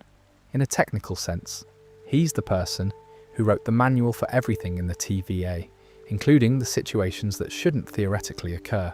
He and Loki develop a solution that involves Loki learning to control the slipping rather than fight it, learning to move through time intentionally rather than being thrown by it. It's a useful skill. It becomes a necessary one. Running alongside Loki's situation is the growing problem of the temporal loom. The loom is the device at the heart of the TVA that processes the energy of the sacred timeline. It takes the raw matter of branching reality and refines it into something stable. It was built originally to handle one timeline, the sacred timeline, and only the sacred timeline. And now that Sylvie has opened the branches, the loom is receiving input from an effectively infinite number of timelines simultaneously. It is understandably not coping. The team at the TVA, Loki, Mobius, Sylvie, when she can be found, Hunter B-15 Ouroboros, have to find a solution to the loom before it overloads and destroys everything. Not just the TVA, the timelines themselves. Every branch that's formed since He Who Remains died would be consumed in the failure event. The search for a solution leads them to Victor Timely, a Kang variant which was always going to be uncomfortable given the TVA's history, who in this particular timeline is a turn of the 20th century inventor working at a World's Fair in 1893 Chicago. He's the person whose work He Who Remains based the TVA on, which means the TVA was always, in some fundamental sense, built on Kang. That's a painful thing for everyone working there to absorb. Victor Timely is also quite clearly not the conquering Kang of Quantumania. He's small, slightly awkward, genuinely enthusiastic about his inventions in a way that feels real rather than performed. Bringing him to the TVA and asking him to fix the loom is both a practical decision and a philosophically uncomfortable one, and the series doesn't try to paper over that discomfort. The attempts to fix the loom fail. They fail repeatedly. The loom is simply not capable of handling what it's being asked to handle. It was designed for a world where only one timeline existed, and the world has changed in a way the original design can't accommodate. And Loki, slipping through time, trying one solution after another, and watching them all end in the same catastrophic failure. The branches consumed, everyone lost, eventually reaches a different kind of conclusion. The problem isn't that the loom needs to be repaired. The problem is the loom itself. The entire model, one mechanism, filtering reality into a single acceptable path, is the wrong answer. The branches aren't the problem to be fixed. They're real. They matter. Every person living in every branch deserves to exist as much as anyone in the original sacred timeline. What the multiverse needs isn't a better loom. What it needs is something that can hold all of the threads, all of the branches, all of the timelines, not by filtering or pruning, but by simply holding them, keeping them from collapsing into each other, giving them space to exist. What it needs is Loki. He walks into the loom in the season finale. He reaches out and takes the threads of every timeline, all of them, every branch that exists and every branch that might yet form, into himself. The energy is extraordinary, visible, consuming, and he carries it to the end of time, to the citadel where he who remains sat, to the place where the structure of the multiverse is anchored. He sits down among the threads, and he holds them. He becomes the thing that keeps the multiverse together, not by controlling it, not by pruning it, not by choosing which timelines are permitted to exist, by simply holding all of them, all at once, for as long as necessary, which at the end of time means forever. Mobius is left standing in the TVA without him. Sylvie is somewhere in the branches, living her life. The people Loki has come to care about are distributed across the timelines he's now responsible for keeping alive. He is alone, at the end of time, in a chair that used to belong to the most controlling man in the history of the multiverse. And the thing that makes it devastating rather than triumphant, or rather, both at once, is that Loki found this answer by genuinely caring about the people in those timelines. Not by trying to dominate the problem, by deciding that all of it mattered enough to sacrifice everything else for. He who remains sat in that same position and saw the branches as a threat to be managed. Loki sits there and sees people who deserve to exist. Same chair, completely different understanding of what it means to hold the multiverse together. I want to spend a moment on the specific sacrifice involved, because I think it's easy to miss the full shape of it. It's not just that Loki gives up his freedom, he gives up the possibility of being known. Everyone who matters to him, Mobius, Sylvie, Thor, in whatever timeline Thor now exists, will continue to exist, and they will not know that Loki is why. He becomes invisible at the moment he becomes most necessary. The guardian of everything, acknowledged by no one. There's a version of Loki from the first Thor film who would have found this intolerable. The Loki who needed to be seen, who needed to be recognized, who wanted to be king, not for the power specifically, but for what the power signaled about his worth. And the final image of Loki Season 2 is that Loki, transformed, not by circumstance, but by genuine growth across years of experience, choosing invisibility because the alternative is that the people he loves cease to exist. The writers have said that Loki's arc was always intended to be a story about moving from glorious purpose as external validation to glorious purpose as internal commitment. The joke of the phrase is that it was Loki's rationalization for conquest in the first Avengers film. The resolution of it is that it becomes literal, a purpose that is genuinely glorious, genuinely vast, genuinely real, and completely private. That's a beautiful arc. I don't use that word lightly for things that are technically a TV series about a god from a comic book. It's just a beautiful arc. And talking a bit about what happens to timelines that don't have a Loki holding them together, let's spend some time with Deadpool and Wolverine, which is a film that does something quite interesting. It takes the TVA's bureaucratic horror, which in Loki was mostly terrifying in a quiet, procedural way, and makes it tragicomic in a way that somehow lands both tones simultaneously. Wade Wilson's universe is, by the time the TVA arrives to inform him of its situation, a quiet and mostly functional place. Wade has retired from active mercenary work in any meaningful sense. He's moved in with Blind Al, he's with Vanessa, he's going through a life that doesn't have a lot of direction, but also doesn't have a lot of active catastrophe. Which, given Wade's history, is a kind of achievement.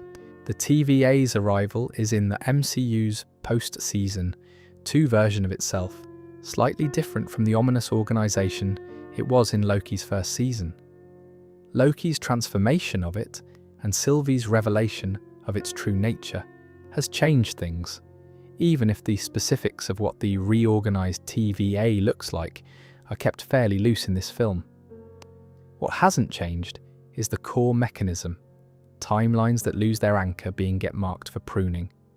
An anchor being, in TVA terminology, is the individual whose presence is fundamental to a timeline's continued stability. It's not a chosen role or a title. It's a structural reality. Some people are so central to the events of their universe that without them the timeline loses coherence, it starts to destabilize.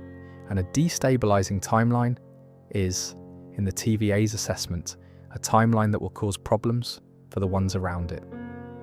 Wade's world's anchor being was Logan, the variant of Wolverine who existed in that reality, whose presence, whatever he was doing, wherever he was the linchpin that kept the timeline intact.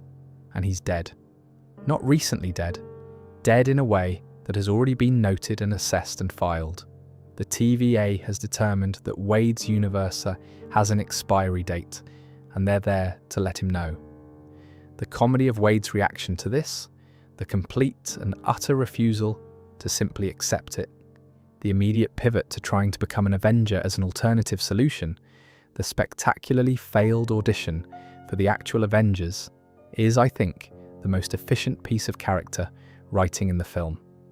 It establishes both who Wade is and how completely ungovernable he is by the logic of the situation he's been put in. His solution is to find another Wolverine, a variant. If his universe needs an anchor being, and that anchor being has to be a Logan, then he'll go to the multiverse and find one. What he finds is the worst Wolverine, a Logan who exists in a state of such profound self-loathing and despair that he's essentially stopped engaging with the world. His history is specific and horrible. In his universe, he was supposed to lead the X-Men, and every single member of that team died because of failures he traces back to himself. Not failures of power, failures of presence, of care, of being willing to show up for people. The X-Men fell not to an external enemy, but to his own withdrawal. And he carries that every day. He refuses Wade several times, with conviction. Wade persists because Wade cannot not persist. It's essentially the central feature of his personality. And eventually, something in Logan begins to shift. They get sent to the Void. This is where things get interesting, because the Void, the place where the TVA dumps everything it prunes, is in this film considerably more inhabited than Loki's version of it suggested. It's a desolate landscape at the end of time, yes, but it's been accumulating the discarded remnants of destroyed timelines for what may be an incalculable period. Pruned variants end up there, heroes from destroyed realities, characters who existed in timelines that weren't permitted to continue. Cassandra Nova rules it, Charles Xavier's twin sister, who was killed in the womb and somehow survived in the astral plane before finding her way to the Void. She's been there long enough to make it a domain, and her goals are uncomplicated: escape and expand.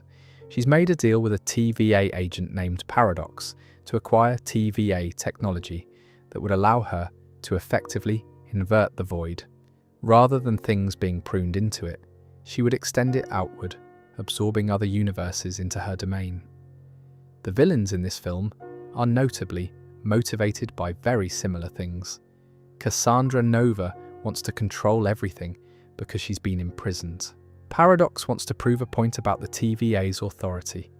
Both of them are fundamentally about the desire to have power over something, when all you've known is powerlessness. Wade and Logan, working with the stranded variants they find in the Void, Elektra, Blade, Gambit, Laura, manage to stop Nova's device. The mechanism involves both of them channeling their healing factors through it simultaneously, which should kill them and doesn't, because of course it doesn't. They're Wade and Logan. Logan chooses to stay in Wade's universe rather than return to his destroyed one. There's nothing for him to return to, but in Wade's universe, there's at least something to be present for. What this film adds to the multiverse lore, beyond being a very entertaining 2 hours, is a grounding of the TVA's scale of indifference. They prune timelines constantly. It's administrative. A marking is made, a date is set, and that's that. The people in the pruned timeline, the events, the history, they become part of the Void's accumulation. And Loki's sacrifice in Season 2, holding all of the branches, is viewed through the lens of what the Void contains, an act of staggering compassion. Every timeline he's keeping alive represents a Void's worth of lives that don't get erased. The small and the vast, side by side. There's one more detail from Deadpool and Wolverine that I find worth pausing on, which is the collection of characters in the Void. Elektra, Blade, Gambit, Laura, all of them from destroyed timelines, all of them survivors of realities that were pruned or collapsed or simply ended, each one carrying, implicitly, an entire world's worth of context that the audience may or may not be aware of, depending on their familiarity with the source material. Gambit, in particular, is a character who was supposed to have a film of his own, a solo story that never happened. In the Void, he's played by the actor who was cast for that unmade film, in a costume that was designed for it. His appearance is a direct acknowledgement of a story that got cut off before it could begin, repurposed here into a story about a place where cut-off stories end up. The Void as metaphor for abandoned narratives, for things that were supposed to happen and didn't. I don't know if that was the intention, but it's the reading that sits with me. What Deadpool and Wolverine does with all of these characters is use them warmly. They're not just scenery. They fight alongside Wade and Logan. They have moments of genuine connection. And at the end, when the threat is resolved, they remain in the Void because there's nowhere for them to go. Their universes are gone. They're at the end of time with nothing to return to. The film is honest about this without making it the point of the scene. It just is what it is. That particular honesty about the cost of the multiverse's structure, about what gets lost and stays lost, is something the saga handles better in some places than others. Here it handles it quietly well. Now let's talk about something slightly different, because the multiverse, in most of the MCU's treatment of it, is experienced as a threat, a crack in reality, a problem to be solved, a mechanism for villains to exploit. And it's worth spending some time with a piece of the saga that shows the other side of it. The Fantastic Four, First Steps, is set on Earth 828, not the MCU's primary universe, a separate reality, running alongside the main timeline, but with its own history, its own shape, its own 4 years of the Fantastic Four being public heroes and the world knowing it. The year is 1964. The space age is in full swing. The world is different from our own 1964 in ways the film establishes elegantly. The technology is more advanced, the social landscape has been shaped differently by the existence of known superhumans, and the Fantastic Four are genuinely beloved, celebrated. There are murals, there are crowds. The team has had 4 years to integrate into the fabric of a world that knows they exist and has decided to be largely glad about it. Reed Richards and Sue Storm are going to have a child. She tells him at the beginning of the film, in a moment of warmth that the subsequent events make bittersweet. Franklin Richards, born under impossible circumstances, carrying the power cosmic in a way that even the baby himself doesn't understand yet. And then the Silver Surfer arrives. Galactus is coming. An entity so large that villain is not quite the right word for it. Galactus doesn't have malice, doesn't have ideology, doesn't have plans in any narrative sense. It moves through the universe, consuming planets because it needs to, the way a natural event needs to occur. The Surfer is its herald, sent ahead to find suitable worlds. The Surfer in this version of the character is Shalabal, a woman, and her relationship with Galactus and with her own conscience is one of the film's more interesting threads. What I want to focus on here, though, is what the film does for the Multiverse Saga by simply existing. Earth 828 is real. It's not a background. It's not a visual trick used to show us something about the main universe by contrast. It is a fully imagined world with its own history and its own people and its own heroes who have been living full lives entirely independent of anything happening in Earth 616. The Fantastic Four of Earth 828 have been dealing with their own challenges, their own public, their own version of what it means to be the world's greatest heroes. They have relationships and inside jokes and a dynamic that's been shaped by 4 specific years of shared experience, and Galactus threatens all of it. Not in a metaphorical sense, in an absolute, physical, existential sense. If the team can't find a solution, Earth 828 ends, everyone on it. Sue Storm pushes Galactus through a portal in a sequence that is one of the most physically costly acts of heroism in the entire franchise. The effort required to move something of that scale, even with her abilities at their maximum, is beyond what her body can sustain. She collapses. She doesn't immediately come back. Franklin's power manifests for the first time. The power cosmic flowing from a newborn, reviving his mother. An event so outside the expected parameters of anything that it stands alone as a moment. But the reason the film matters for our broader story tonight is not the specific plot mechanics. It's the fact that it grounds the multiverse in lived experience.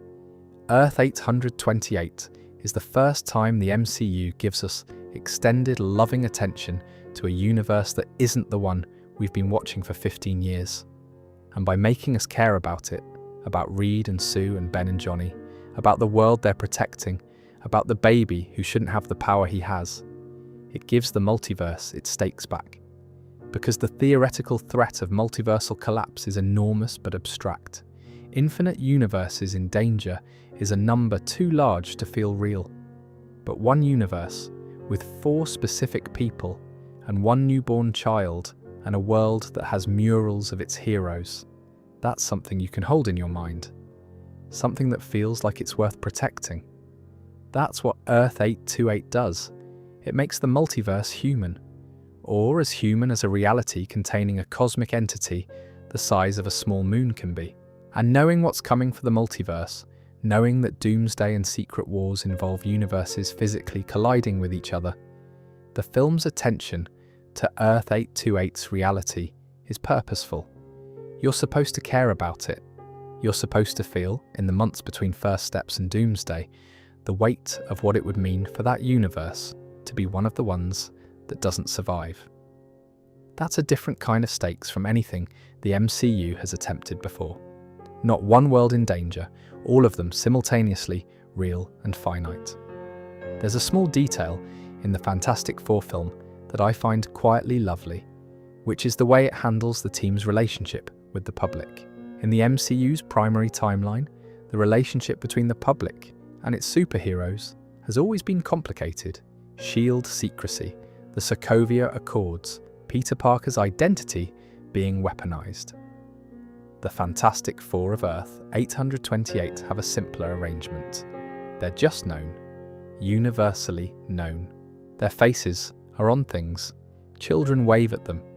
The world adapted to them 4 years ago and found the accommodation reasonably comfortable. It's a picture of what a world with open superheroism could look like, given enough time and enough good faith from all parties. And it's a world that Galactus threatens to consume, as indifferently as it would consume a world full of people who'd never heard of a superhero at all. That's the point. Galactus doesn't know or care what kind of world Earth 828 is. It doesn't know about the murals or the children or the 4 years of difficult, careful public heroism. It doesn't know about Franklin Richards or the impossible choice Sue Storm made. It just moves toward the world because the world is there, and the same is going to be true of the multiverse collapse. The universes that get destroyed in an incursion event aren't destroyed because they were wrong or corrupted or needed pruning. They're destroyed by proximity, by physics, by the same indifference that Galactus brings to every meal. Which is why the humans, and gods and sorcerers and raccoons, who are fighting to prevent it matter so much. The multiverse isn't going to save itself. Someone has to be willing to sit in a chair at the end of time. Someone has to punch a portal and hold it open. Someone has to decide that the world with the murals of its heroes is worth protecting, even when the threat is too large to look at clearly. Let's take a step back and look at the mechanics of what's actually happening to the multiverse at a structural level, because we've been talking about incursions as a concept since the Doctor Strange film, and it's worth spending some dedicated time on what an incursion actually is and why it's such a specific and terrible threat. An incursion is not just two universes being near each other. Universes are always near each other in some sense. Parallel realities existing in close proximity is the default state of the multiverse. which sounds almost reassuring until you realise what changes when the distance between them gets smaller. And what damages the membrane is sustained interference. When someone dreamwalks, projects their consciousness into a variant of themselves in another universe, they're not just making a phone call between realities, they're creating a connection between two membranes, a channel through which energy flows. A brief controlled dreamwalk does limited damage.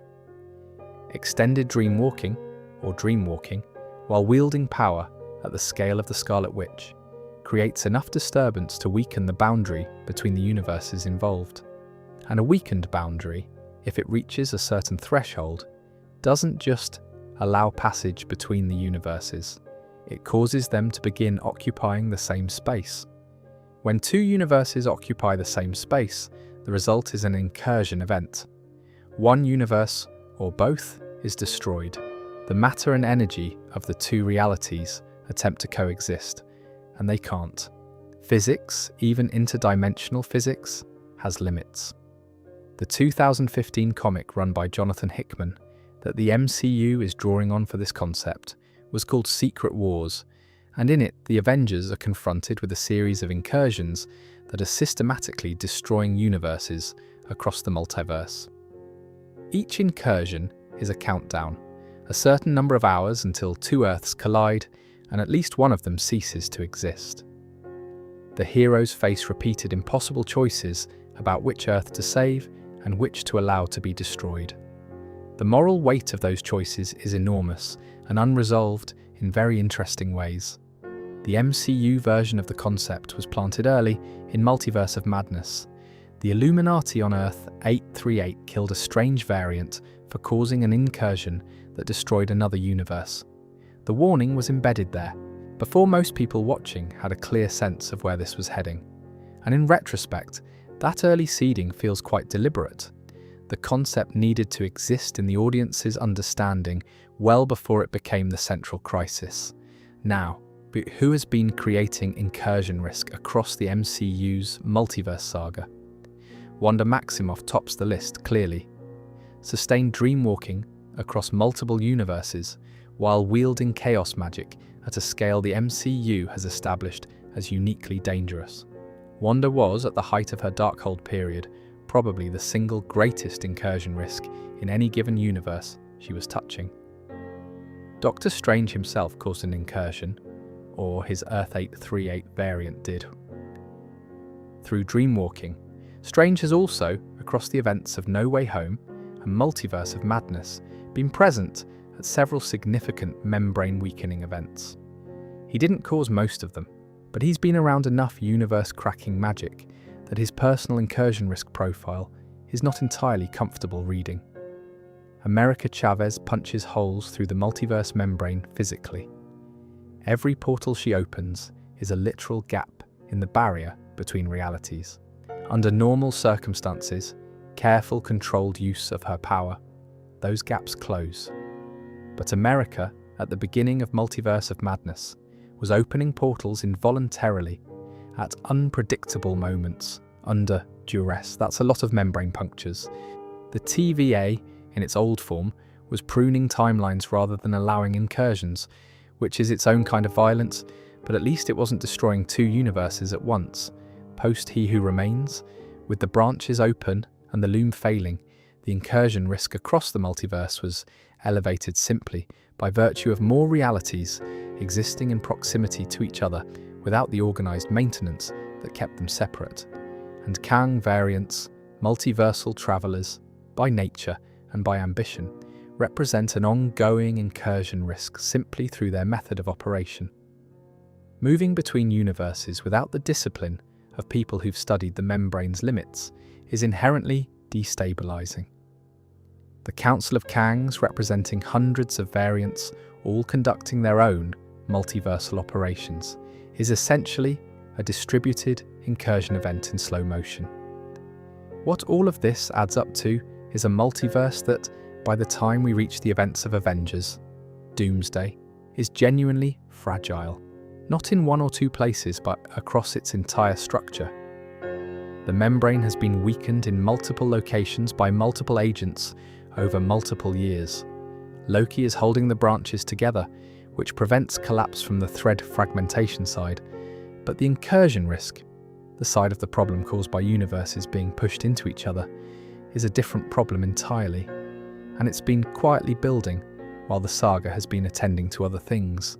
The question of whether the multiverse's collapse is, at this point, a matter of if or when is one the films coming up are going to have to answer. Based on what's been established, the cumulative damage across years of magical interference, dreamwalking, membrane piercing, and Kang variant activity, the answer is probably not reassuring. Something worth adding here, which connects the incursion concept back to the TVA in an interesting way. The TVA's pruning mechanism in He Who Remains' original design was itself a method of incursion prevention. If a timeline was pruned before it developed to the point of full-dimensional stability, it couldn't become a universe capable of colliding with others. Pruning was, in this reading, a preemptive incursion, destroying universes before they got strong enough to destroy each other, which means the alternative to He Who Remains' garden, the open, branching, freely developing multiverse that Loki is now holding together, carries a genuine risk that He Who Remains was at least partially right about. More universes means more potential for incursions. The very fact of their existence, each one a full reality running alongside the others, increases the statistical chance that something destabilizes the membranes between them. Loki's answer to this, his method of managing the branches, isn't entirely clear from what the season shows us. He's holding the threads. Presumably, he has some way of maintaining the membranes as well, or managing the tension between adjacent realities. But the exact mechanism of how one person, even a magically amplified one, prevents universes from colliding is not something the series fully spells out. It's possible that's a gap the upcoming films are designed to address. If the multiverse's structure is now dependent on Loki's continued presence and attention, and something disrupts that, someone reaches the citadel at the end of time, or finds a way to sever Loki's connection to the threads, the incursions that have been held at bay could all cascade simultaneously. That would be a very specific kind of catastrophe, and it would be exactly the kind of opening that a man like Victor Von Doom would know how to exploit. Since we're on the topic of what's coming, let's take a moment to look at who's actually going to be standing at the front of it. One of the decisions the MCU has made as it's moved toward Doomsday is to develop a new set of heroes who weren't part of the Infinity Saga. Sam Wilson's Captain America, Cassie Lang as Stature, Yelena Belova, America Chavez, now trained at Kamatage. The Thunderbolts, who are a complicated team with a complicated history and a power dynamic that's nothing like the original Avengers. And from a different universe, the Fantastic Four. This isn't accidental. The Multiverse Saga has been, among other things, a saga about succession, about what happens to the world after the specific individuals who defined the first era are gone or changed or have stepped back. Tony Stark is dead. Steve Rogers, depending on which timeline you're following, is elderly and has made his choice. Natasha Romanoff is gone. Thor is still around, but has moved through so much change across his own films that he's a substantially different person from where he started. The new generation of heroes is younger, more complicated in their origins, and operating without the kind of institutional support the original Avengers had. S.H.I.E.L.D. is gone. The Avengers as a formalized team don't exist in the same way. Sam Wilson's Captain America is apparently fighting with Bucky Barnes, who disagrees about the right to use the Avengers name at all, which is a remarkably human detail for a story operating at multiversal scale.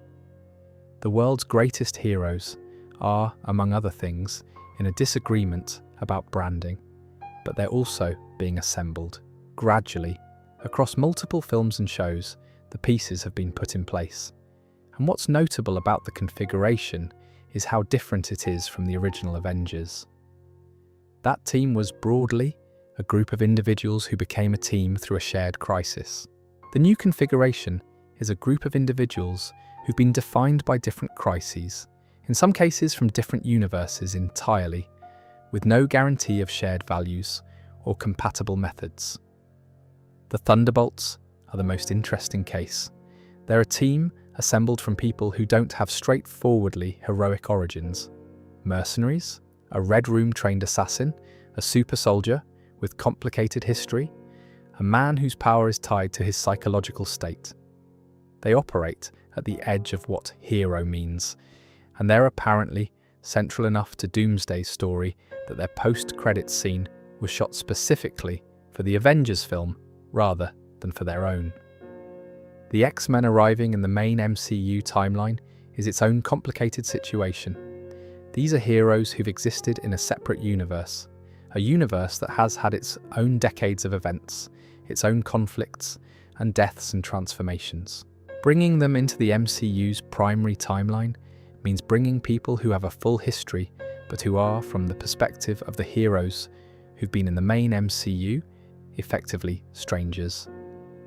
There's no shared institutional memory, no existing relationships, just the fact of the situation and the necessity of working together in it.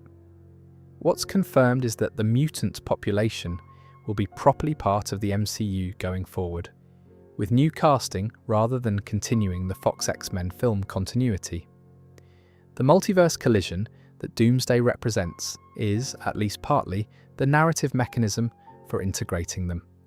The collapse and convergence of realities creates a new reality that contains all of these elements. The original MCU heroes, the Fantastic Four, the X-Men, in a single unified timeline. Whether that integration is smooth or costly, or both, is one of the more interesting questions the upcoming films will have to navigate. The history of the X-Men in any telling is not simple. Mutants and powered humans coexisting isn't something that resolves easily, in comics or in films. Bringing that complexity into the MCU's post-Doomsday reality is going to require a careful touch. What's confirmed is that the mutant population will be properly part of the MCU going forward, with new casting rather than continuing the Fox X-Men film continuity. The multiverse collision that Doomsday represents is, at least partly, the narrative mechanism for integrating them. The collapse and convergence of realities creates a new reality that contains all of these elements. The original MCU heroes, the Fantastic Four, the X-Men, in a single unified timeline. Whether that integration is smooth or costly, or both, is one of the more interesting questions the upcoming films will have to navigate. The history of the X-Men in any telling is not simple. Mutants and powered humans coexisting isn't something that resolves easily, in comics or in films.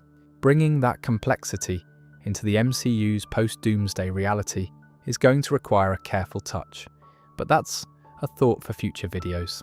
What matters for tonight's story is simply that the configuration of heroes walking into Doomsday is more diverse, more fragile, and more uncertain than anything that walked into Infinity War, which might be exactly the right preparation for a threat that is itself more diverse, more fragile, and more uncertain than Thanos was. The old Avengers had certainty. They had a team with established dynamics, institutional knowledge, and a decade of figuring out how to work together.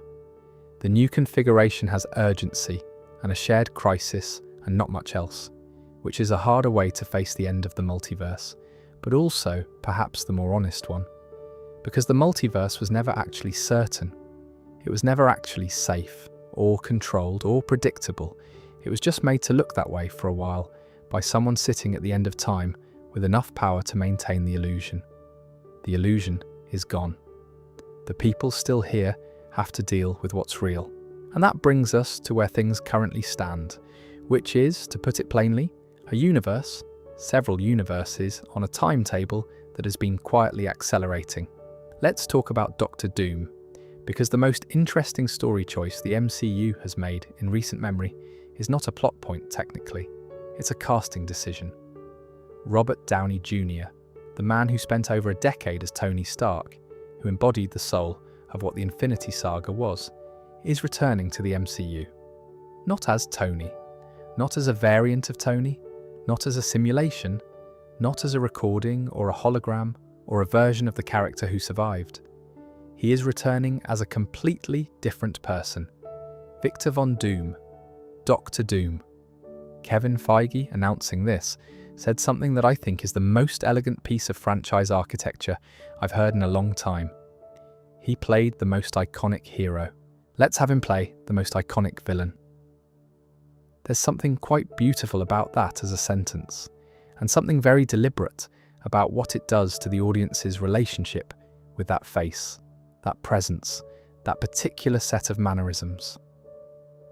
You've spent years watching Robert Downey Jr. being Tony Stark, which means you've spent years building associations, warmth, wit, protectiveness underneath sarcasm, the willingness to sacrifice himself when it comes to it. All of that is in the muscle memory of anyone who's watched the films, and now all of that is attached to someone who is not those things, who uses those qualities differently, who is, in the parlance of comics readers who know the character, a man who genuinely believes he is right about everything, and is often technically correct in ways that make his conclusions even more dangerous. Doctor Doom in the comics is not a simple villain. He's one of the most complex antagonists Marvel has ever published, a man of genuine genius, of legitimate grievance against a world that dismissed him, of absolute conviction that his control over his own domain, and eventually other domains, is the best possible outcome for the people living under it. He's wrong about that, but he's wrong in ways that require actual argument rather than just assertion. And in the MCU, he's arriving at the exact moment when the multiverse is at its most fragile. When the structure that He Who Remains built has been dismantled, when Loki is the only thing holding the branches from fraying apart, when incursion risk has been elevated across multiple universes by years of accumulated magical interference, when the Council of Kangs exists as an ongoing threat nobody has fully resolved. Into all of that, Victor Von Doom, with a plan. We don't know the plan yet, the film isn't out. But let's talk about what is known, because the shape of it is already visible if you look at the pieces that have been confirmed. The title alone is informative. Doomsday is not a subtle word, it's a word that means the end of things, the final accounting, the moment when what's been building can no longer be held back. And the confirmed trailer description, Doom providing narration about an imminent multiversal threat, suggests that Doom's arrival is not the threat itself, but the warning. Or rather, Doom may have engineered the threat he's warning about, which would be very him. What's been confirmed about the setup? Sam Wilson's Captain America is one of the central figures. Thor returns. The X-Men, who have until now existed in a different universe in the MCU's multiverse, make their proper entrance into the story. Characters from the Thunderbolts and the Fantastic Four are present. The phrase heroes from 3 distinct universes has been used, which suggests the plot involves at least 3 separate realities converging, which is itself a description of incursion events happening at scale.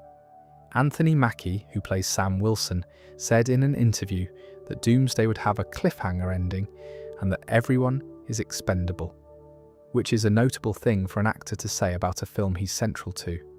It suggests that the film's function is genuinely to disrupt the status quo in ways that can't be resolved within its own runtime, which would be consistent with the comparison being drawn to Infinity War, a film that ended with a snap and half the universe gone, and left audiences in a state of suspension until Endgame resolved it.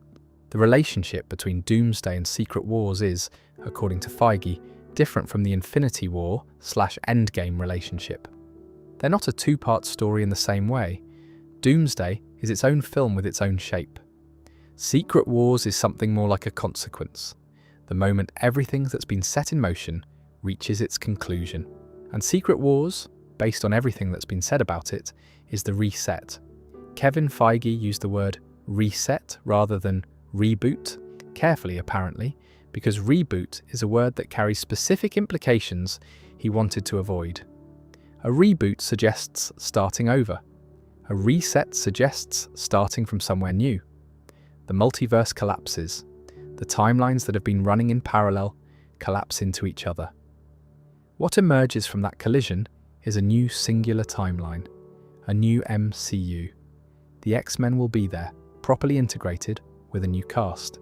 Characters from previous MCU phases will carry forward or not, depending on the story logic. Doctor Doom, whose plan seems likely to involve controlling or surviving or somehow exploiting the multiversal collapse, will presumably have a resolution that caps the entire Multiverse Saga.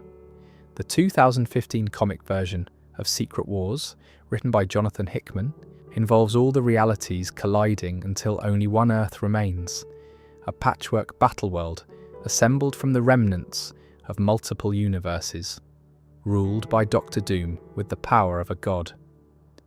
The heroes gradually work to restore the proper multiverse from within Battleworld.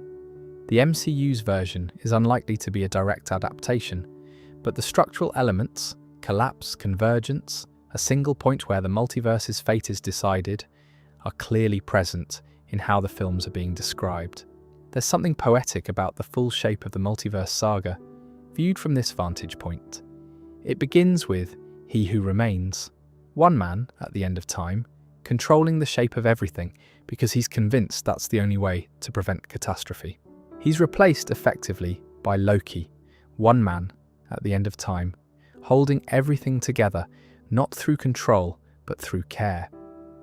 And now the saga moves toward a confrontation with Victor Von Doom, one man who, based on his character's history across decades of comics, believes he has the answer that everyone else has been too limited to find. The question at the heart of Doomsday is probably whether Doom's version of saving the multiverse is recognizable as saving, or whether it's something that looks from the outside like Control in a different dress. That's a question the saga has been asking since Sylvie stood at the Citadel at the end of time and decided the answer to one man's control was to destroy him and live with the consequences. It's still the same question. The answers keep changing. The cost of each answer keeps accumulating.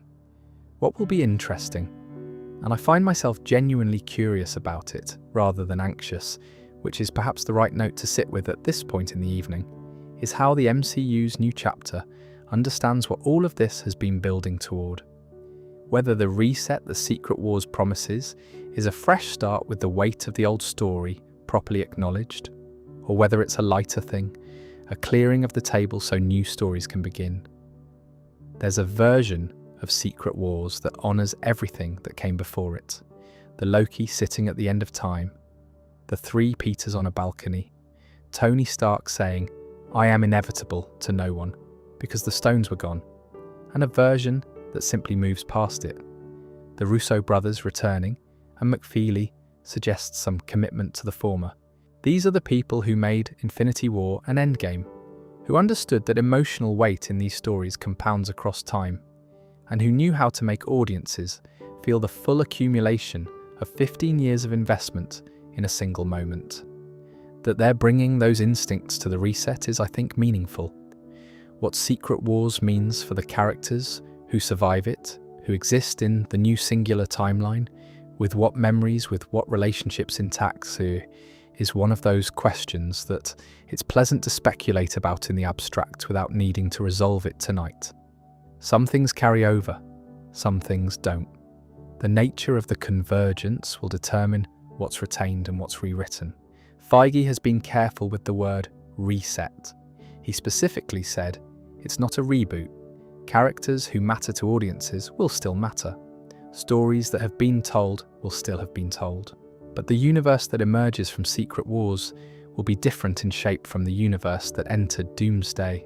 Larger, more integrated, carrying the X-Men and the Fantastic Four in a way that doesn't require explaining why they were absent before.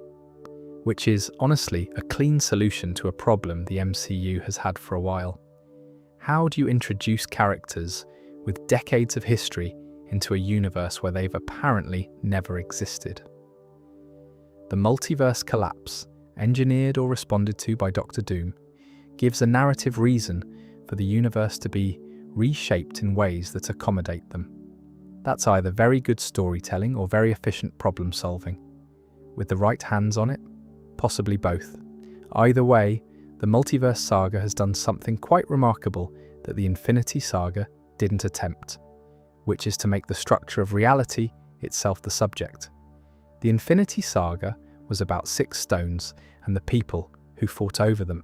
The Multiverse Saga is about the nature of time and choice and possibility, about what it means to control reality and what it costs to protect it.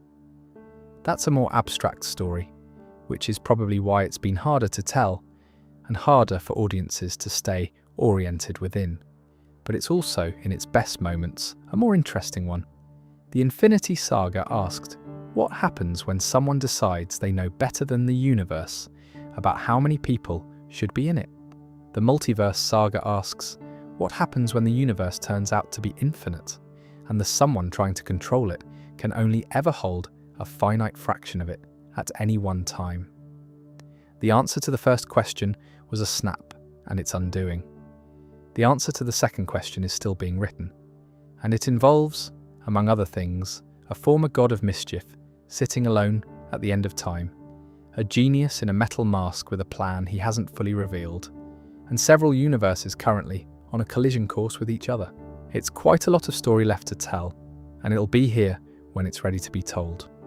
So, that's the full picture, or as close to the full picture as it's possible to get with a saga that isn't finished yet. What I find myself sitting with at this point in the evening is the overall shape of it, not the individual plot mechanics or the specific casting choices or the timeline of release dates, just the shape. The Multiverse Saga is a story about control and its limits. That's the through line. He who remains controlled everything and called it safety. The TVA pruned everything that deviated and called it maintenance. Wanda wanted to control just one small corner of the universe, 2 children, a house, a life, and the attempt consumed her.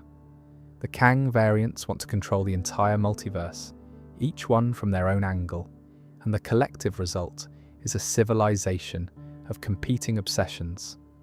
And in the middle of all of it, Loki, who found the one answer nobody else thought to look for, which is that you don't control the multiverse. You hold it, you give it room to exist, you sit with the weight of infinite possibility, and you choose not to impose order on it, just structure, just enough stability for things to continue.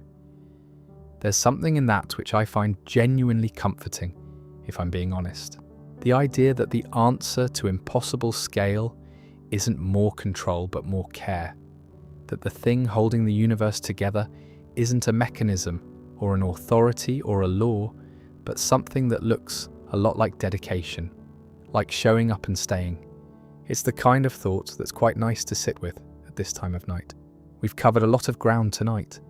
The sacred timeline and the man who built it, the time heist that cracked it open, the grief that bent reality in New Jersey, the spell that pulled 3 Spider-Men into the same universe, the dream walking that taught us what incursions are, the engineer who was too close to the end of time to see that the loom was the wrong solution, the conqueror who died in the quantum realm, and the hundreds more who noted it, the anchor being from a universe that was supposed to end, choosing to stay in one that might survive, the earth with murals of its heroes, the membrane between universes, thinning, and a man in a mask arriving with a plan we don't know yet.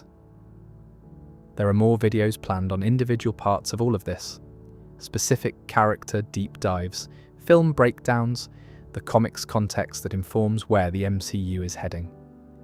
Wherever your interest points, there's more to explore when you're ready for it. I want to say something in closing that's less about lore and more about why this kind of story is worth spending time with. The MCU multiverse is, at its heart, a set of questions dressed up in very expensive visual effects. What does it mean to control something? What does it cost to protect something? What do you owe to the versions of the world that might have been and weren't because someone decided they shouldn't be? Those aren't superhero questions, specifically. They're just questions. The kind that arrive late at night when things are quiet and the day's surface noise has settled. The kind that you don't necessarily have answers to, but benefit from sitting with. The thing I find most interesting about Loki, as the current heart of the multiverse structure, is that he chose his position.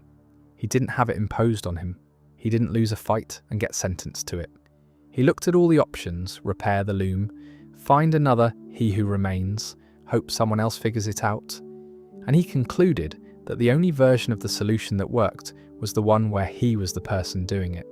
Not because he was the most powerful, not because he was the most qualified, but because he was the one who was willing. There's something in that worth keeping. The idea that the things most worth protecting don't always get protected by the most capable person. Sometimes they get protected by the person who simply showed up and decided not to leave, who absorbed the weight of it and stayed anyway. That's a quiet heroism, the kind that doesn't make for much of a trailer, but the kind that makes for a very good ending. Rest well, wherever you are tonight. Thanks for spending the evening with all of this. And whenever the next video lands, it'll be here.